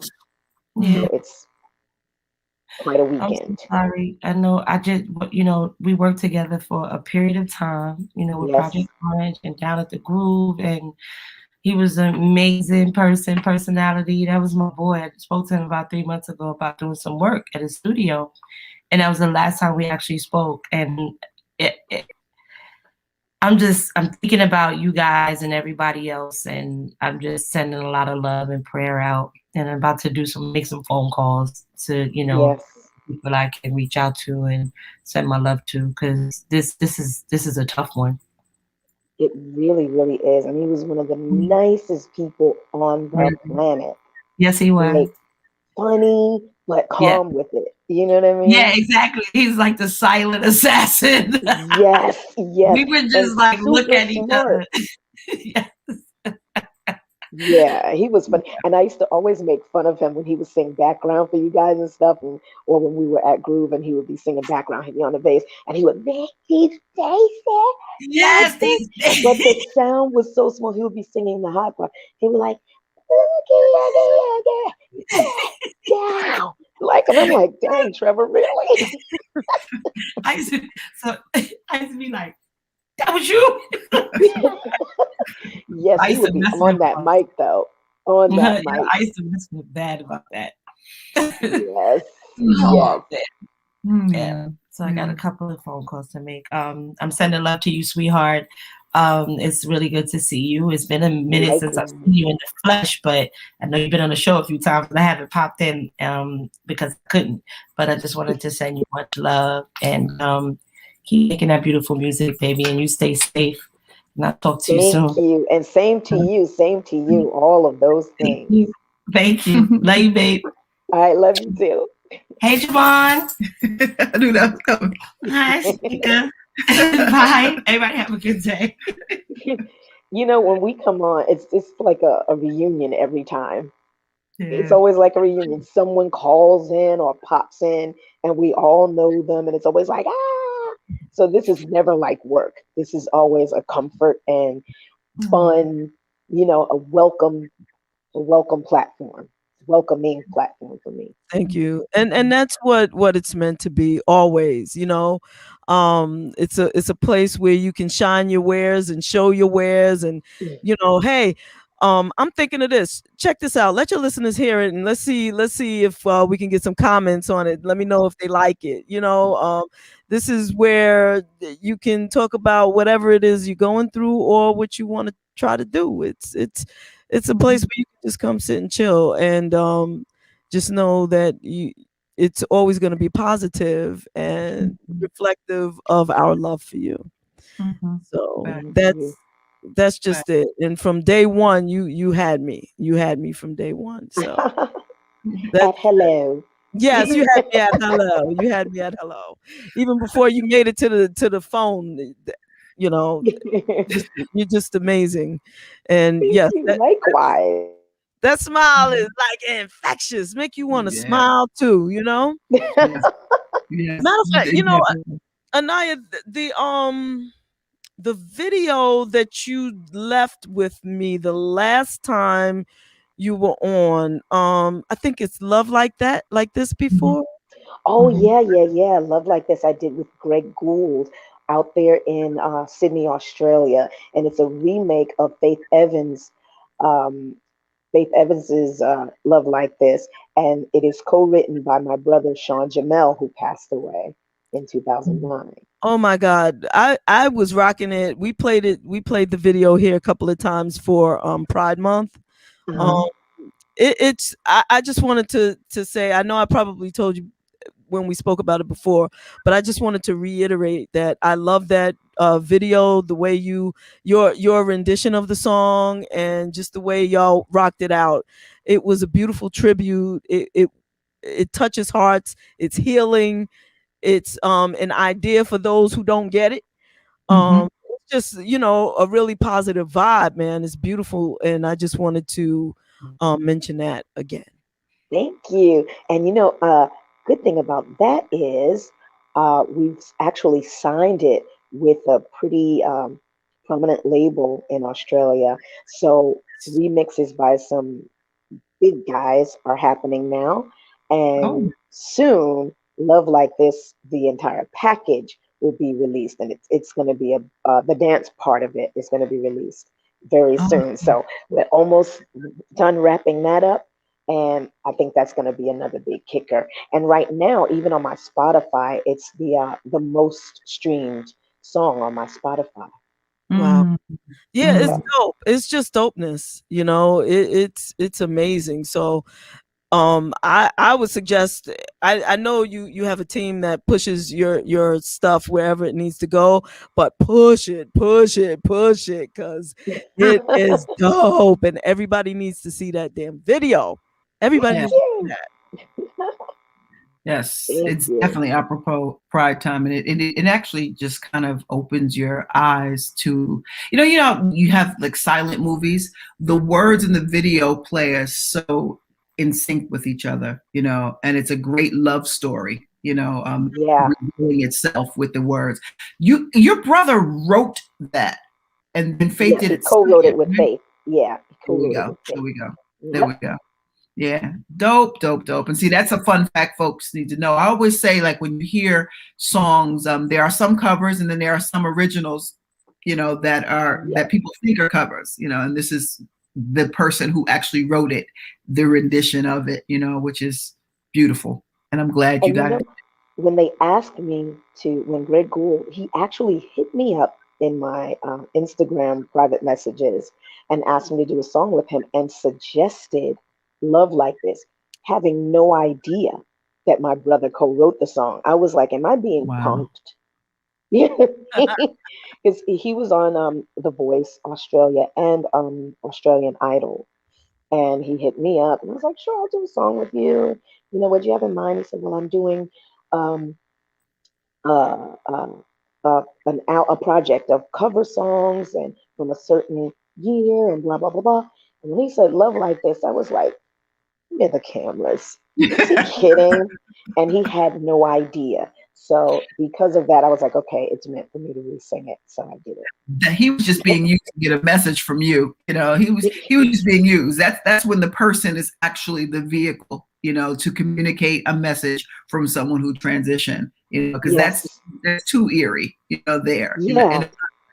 Yeah. You are very, very much correct. and you blew it out and it's getting its life, in another way, which is beautiful. And I'm happy for you and that song particularly. Yeah. Can't wait to see what they remix. Because can you imagine dancing to that hard body? I know. I couldn't imagine it. But then when I started to hear the remixes that came in, I was like, whoa. So yeah, I think it's going to be cool. Nice. Looking forward to that. So when one of them comes through, you gotta slide one through to JaVonne so we can work that. Oh, you know it. You're gonna be one of the first. Yay. Yes. Just wanted to let you know, in case you didn't know, Keith Anthony Fluid and Frida Henley are both in the chat and they are giving you love. And yeah. So Keith says that's who you are. You're all love. And so is he. Keith is a wonderful, wonderful, wonderful singer. And he is a wonderful friend. He's such a kind person and funny and fun. I mean, we met doing musical theater actually a long time ago. And I remember we went on lunch break. It's like, oh, you want to go? I'm like, okay. Me, Keith, and a couple of people went to lunch, and we've been wonderfully friends ever since. I was like, this guy is hilarious. And Keith was the main background singer with Ashford and Simpson back in the day. Yeah, Keith sang and loaned supportive vocals to so many amazing artists. Too many to name, like big ones. Exactly. I mean, I remember meeting Keith at a dinner, and we became quick friends, fast friends. And then anytime I would go to any random concert, that looked like that guy Keith. I just after a while, you know, I remember Troy, our mutual friend Troy invited me to a show with the first ladies. I'm just gonna say it was Martha, Evelyn, and Linda Clifford. And I'm there, I'm setting up my stuff, you know, video stuff and blah blah blah.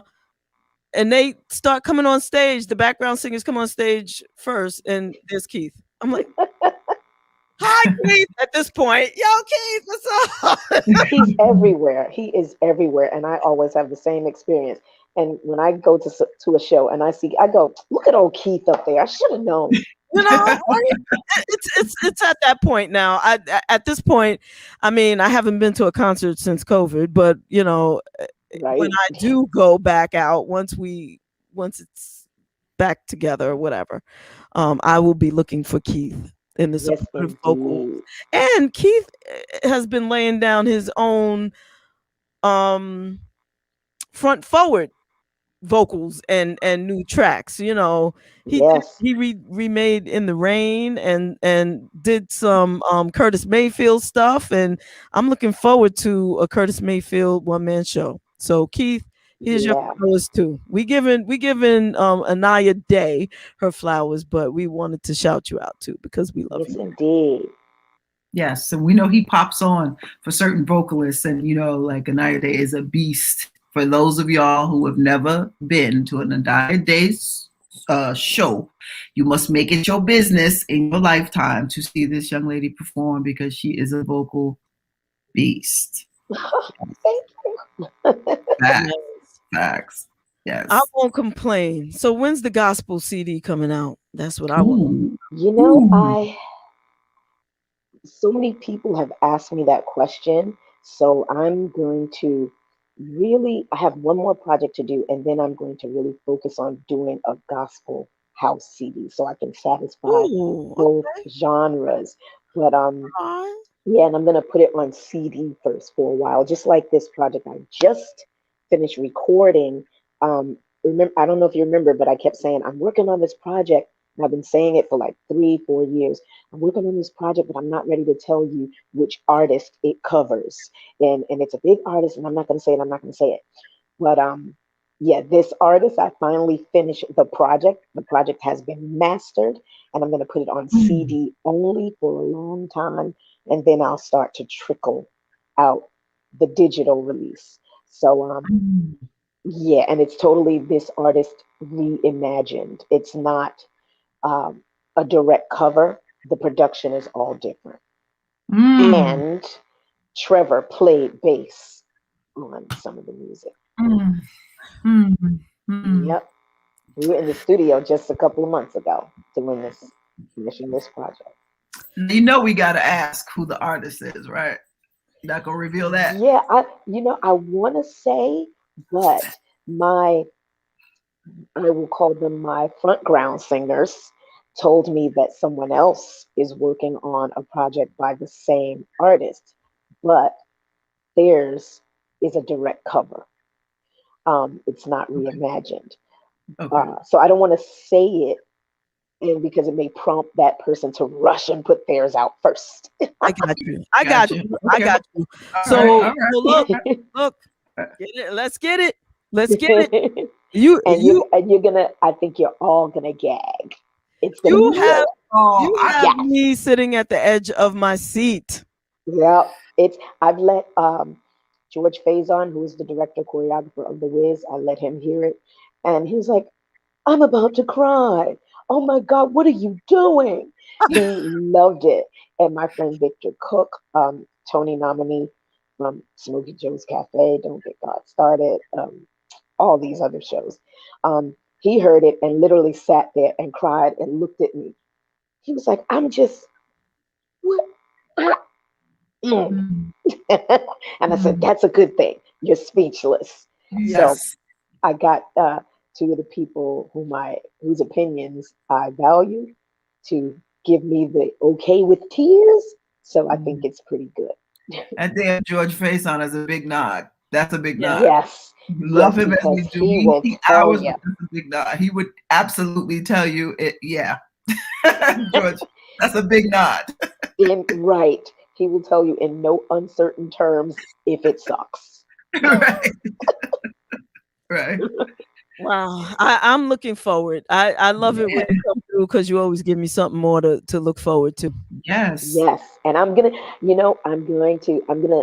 make sure that you two are like one of the first taste makers. Like it'll be in your hands before it gets to everyone else. Thank you, because you know two things. We are musical snobs.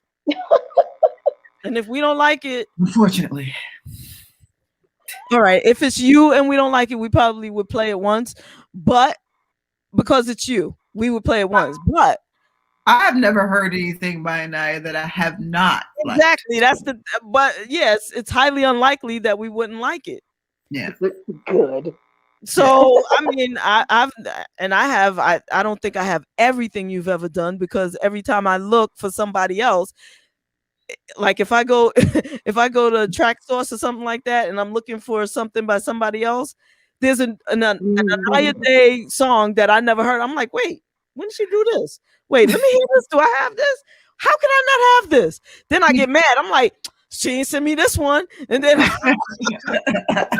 keep smacking us with them. Keep smacking us. You know what I'm them. saying? But it's always something else that I like. So everything I run across that's you, I love it. So that's that. What I'm gonna do, what I'd like to do is play for the people a bit of feeling. Also, just so that you know, if we didn't tell you before, I believe we did, but we do have a 24-hour radio station. WJBR internet is now on 24 hours, so you can go to the radio station and hear it. And what I've started doing is a collection of 25-minute mixes, so the Inaya Day mix will be put together. Matter of fact, what I will do in that case, since I know you, I'll send you a copy of it, but it'll be actually on the radio station, and it's a fully licensed radio station, BMI, ASCAP, SOCAN. In Canada, UK, royalties are paid out through those. Wonderful. Yeah. And congratulations. Thank you. So, and feeling, we already put it up there. It's already programmed into the radio station because it's that dope. So, for those of you who have not yet heard it, here's a taste.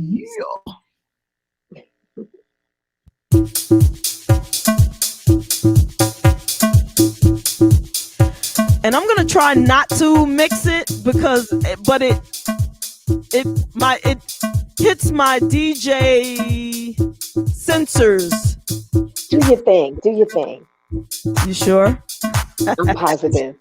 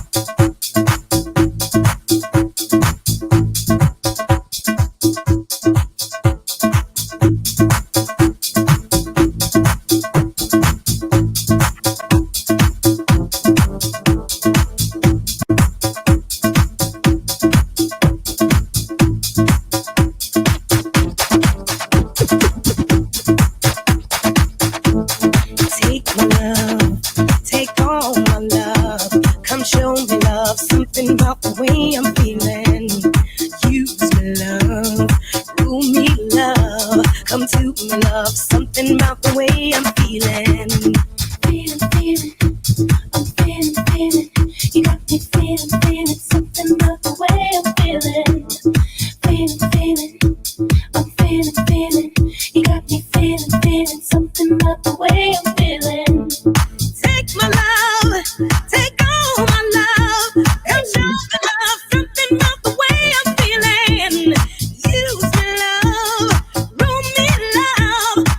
me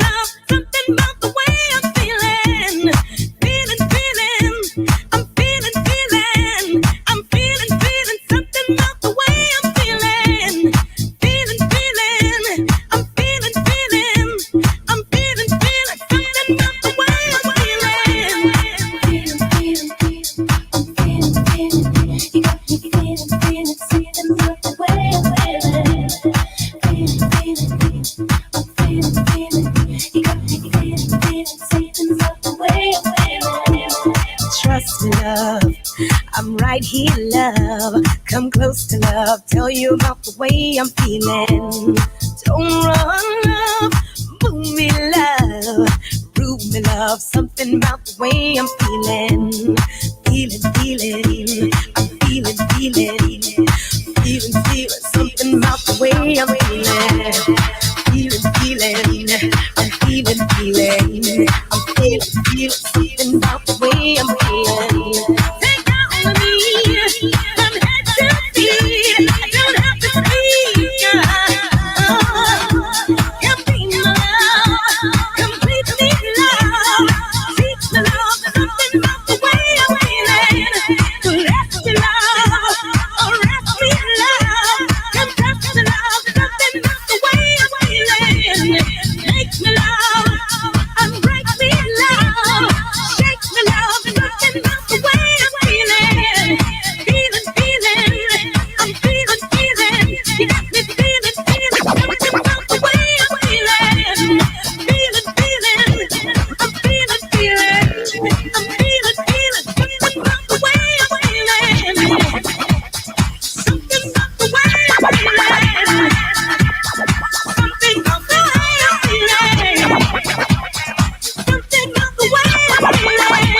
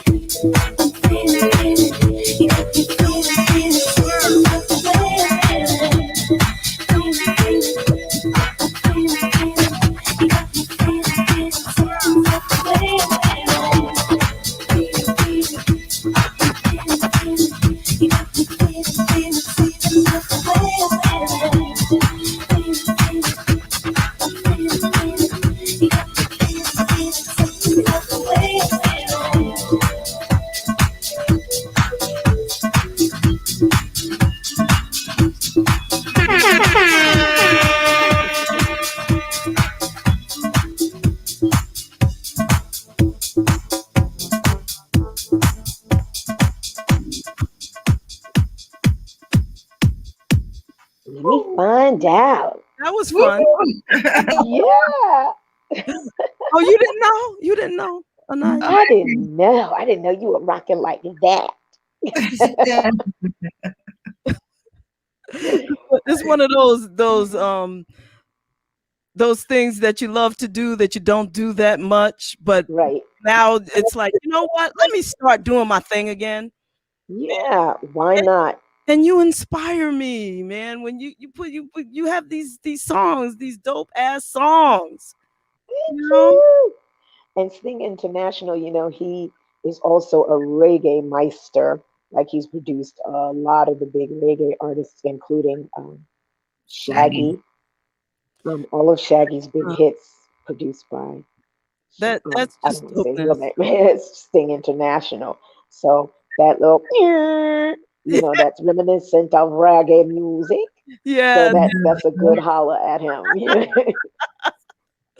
So, Anaya, I don't know whether or not we did before the last time you were here, and I know it's already after 1 o'clock. If you could just hang out for a few minutes more, I would like to do, if we haven't done, and even if we have, a quick game of rapid fire.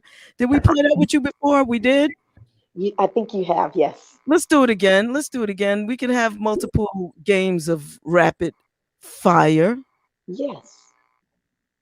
Yes. All right. So you've done it before. So we're going to come at you again. I'm gonna say a word. I'm gonna say what immediately comes to mind. JaVonne's gonna go, and then we're gonna have another one for the can. All right. So my first word is going to be harmony. Music. House music. Energizing. Gospel house music. Spiritual. Kenny Bobian. My friend.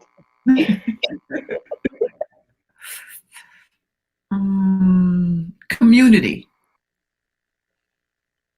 Community. A would-be family. That's Love. what community should be. That's what Love is God. Yes. Amen. And my last one for you is going to be family. Family is life for me, because I guess you guys know how close I am with my family. We're all just peas in a pod, and if we were locked in a house together, we would get on each other's nerves, but we'd rather be locked up with no one else than each other. So I'm blessed in that respect. JaVonne keeps trying to get into the picnics and the gatherings. Can I tell you, Inaya, that I thought I was sitting by my phone. I was holding on to my phone on the 4th of July saying, I know the invitation is coming. I can feel it coming. I know that they're together and they're thinking of me and they're going to call me. They're going. There's a burger with my name on it. Well, we do 5 major gatherings each year, and my aunt Dot is the one who started that, I'm sure, way before I was born. Unfortunately, we lost her to COVID in December. She is the mother of my cousin Saul, who is in Sky, co-producer, band leader, and male vocalist of the group Sky, that they call me. His mom, she passed away in December. Sorry. So I've been trying to, thank you, I've been trying to make sure we keep those traditions, those gatherings intact. We didn't do Easter because things were still a little shaky, but once people were starting to be vaccinated, the elders and things like that, then we started slowly coming together, small groups of us, and then we broadened it up, go to Saul's house, and we did Mother's Day and we did Father's Day.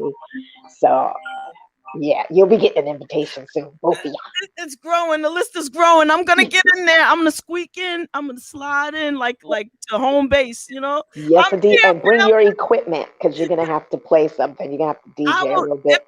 If that's I think that's what it was. See, because your whole entire family is just talented, and you didn't know exactly what my talent is. See, that now y'all know I got a talent. So I'm coming with the goods. I'll bring music. I ain't got a problem with that. I will rock it out. My cousin Richard, he brings his drums, and and my cousin Wayne brings his keyboard, and Saul, of course, has guitars and stuff downstairs. We go downstairs to the studio, we play music, and before we go downstairs, we sing upstairs, because the elders can't get down the stairs. So we sing gospel music with the older people. Then we go downstairs and put the equipment on, the microphones on, and we sing. We have a jam session at the end of just about every gathering. This one for Father's Day, Saul and I went to the basement when everybody left or got a little quiet, and he had a song for me and actually recorded it on Father's Day, and he's almost done with the mixes, and we're strategizing the release. I want that one too. Yeah, he wrote it, he produced it, and he's singing background, Whole Lot of Love, and he's going to be co-artist with me under his new pseudonym, Sky Zoo. So it's going to be Inaya Day and Sky Zoo. So all right. It's going to be a lot of fun. You know I'm here for it all. We're here for it all. Yes. We are here for it all. All right, let me give you some words. JaVonne at the cookout. That's the first one. Oh, that's not a word. Okay, hold on. A whole sentence. A whole thought process. Okay. A whole demand letter. Right. It's more like a pleading than a demand. Okay. All right. Here we go. Aretha Franklin. Queen. Nippy. Princess. Devon. My cousin. Prince. Oh, genius. Michael Jackson. Also genius. Stevie Wonder. Genius, and I got to meet him and sang for him in a club at his table. I love that one. Sarah Vaughan. Ah, a master at what she did. Shirley Caesar. The grand, high, exalted, mystic ruler of female gospel vocalists. Joy. Joy. Unspeakable, untouchable when it's true. Inaya Day.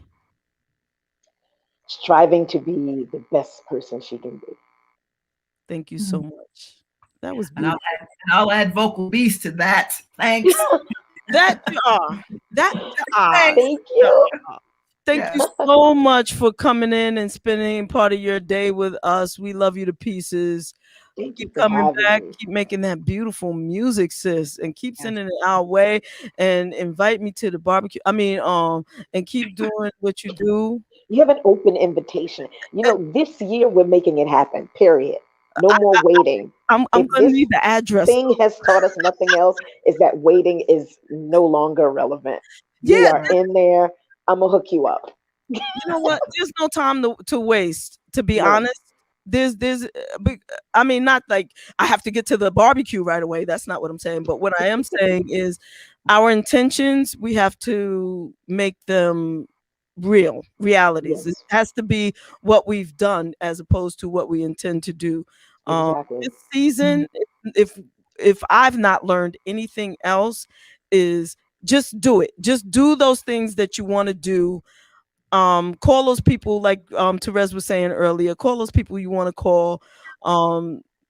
There's no reason to delay because tomorrow's not at all. Follow your bliss. Yes, follow it because nothing else matters anymore. Everybody has to know that. The other madness, get rid of it because it doesn't matter. You cannot live your life gagging. Go forward and do what you love as long as you ain't hurting nobody. Exactly. Tell everybody where they can get Feeling and how they can follow you on all platforms. Well, Feeling you can get, actually we're #1 in Soulful House on Track Source and #5 overall. But you can get Feeling on Track Source, Beatport, Apple Music, everywhere digital music is sold. You can find Feeling. You can find me on Facebook. Just put in Inaya Day. If you Google Inaya Day, you will find me. On Instagram, I'm at Inaya Day. Twitter, at Inaya Day. I kind of, I made it simple. Nice. It is. Nice. Everybody, please stay safe. And Inaya, I'll see you at the next barbecue pickup. Yes, indeed. Residue, love you to pieces. And love you all. Pop, Levant, Misty J, everybody, Sandra, everybody who's watching. God bless. Please stay safe. Yes. Peace, party people. Ha ha ha. See you later. Love like this before.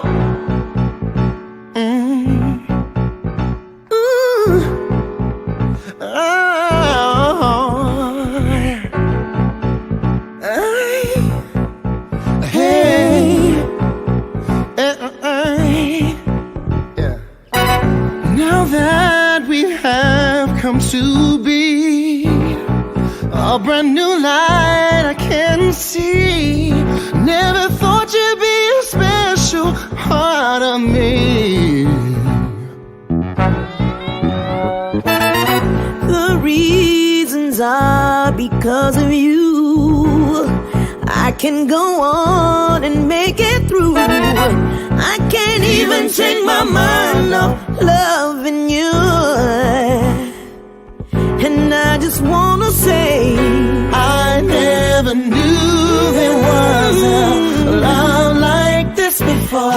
Love like this before, no. Never had someone to show me a love. Love like this before.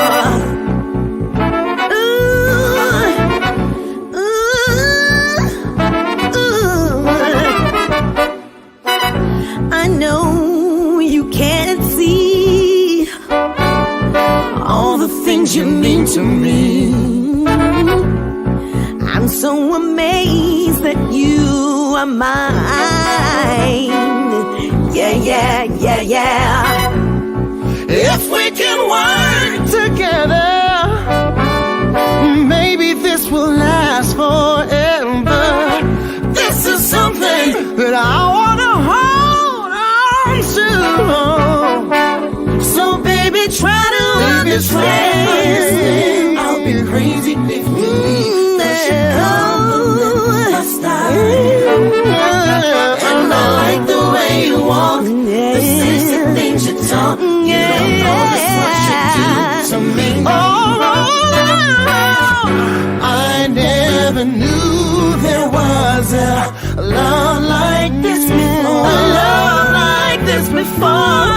Never had someone to show me a love. A love like this before. I never knew there was a love like this before. A love like this before.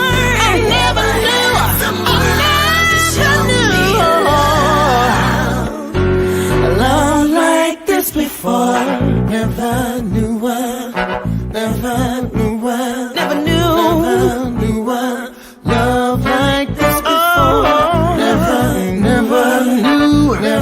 knew never knew love like this before. Never knew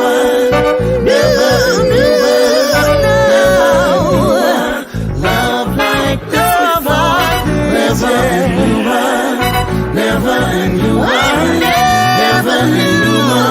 Love like this before.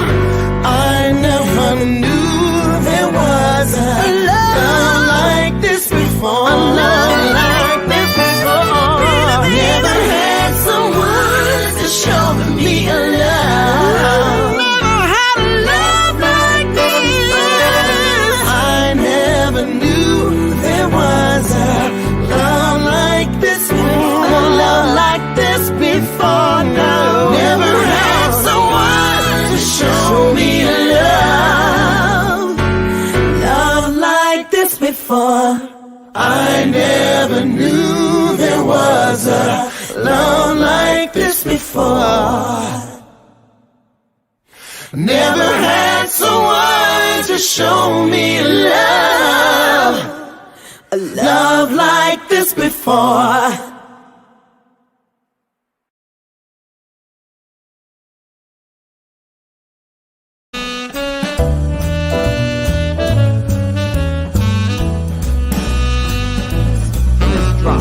Because we can see you now. I know. And thank God. And thank goodness I got myself together. Well, you got to, because I've been walking around looking like God knows what for like 3 months because it didn't matter. Who cared? Like, you know what I mean? And I felt fabulous, but yeah. But you were looking the same way, so it's fine. That goes both ways, lady. This is too fun to be, to get spruced up, So here we go.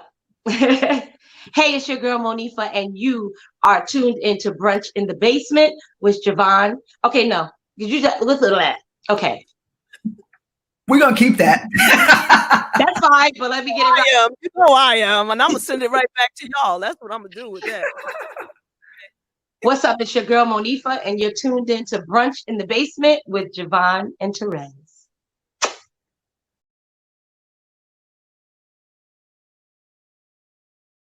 Hey, this is Leon. That's right, Leon, from some of your favorite movies, and I'm at Brunch in the Basement with Terez and JaVonne. Stay here with me. Stay here with me. Stay here with me. Still in the basement, no longer alone, with my homegirl Terez on the microphone. Music politics are just chatting it up. Brunch in the basement, see that's what's up. You never know who might run through. Legendary artist or someone brand new. You miss a lot when you miss one day. At least that's what I heard somebody say. But it doesn't really matter what whoever says. It's always a good show with JaVonne and Terez. Yeah. Brunch in the basement with JaVonne and Terez. Yeah. Let's see who we got today. Come on, everybody's a friend in my head. I already know everybody. Whatever it is, it's gonna be good. One day I'll tell you about me and Shaka Khan, but you know. Oh my gosh. Yeah, but she doesn't know anything about it. But anyway. No, she doesn't. She wasn't even there actually. But anyway.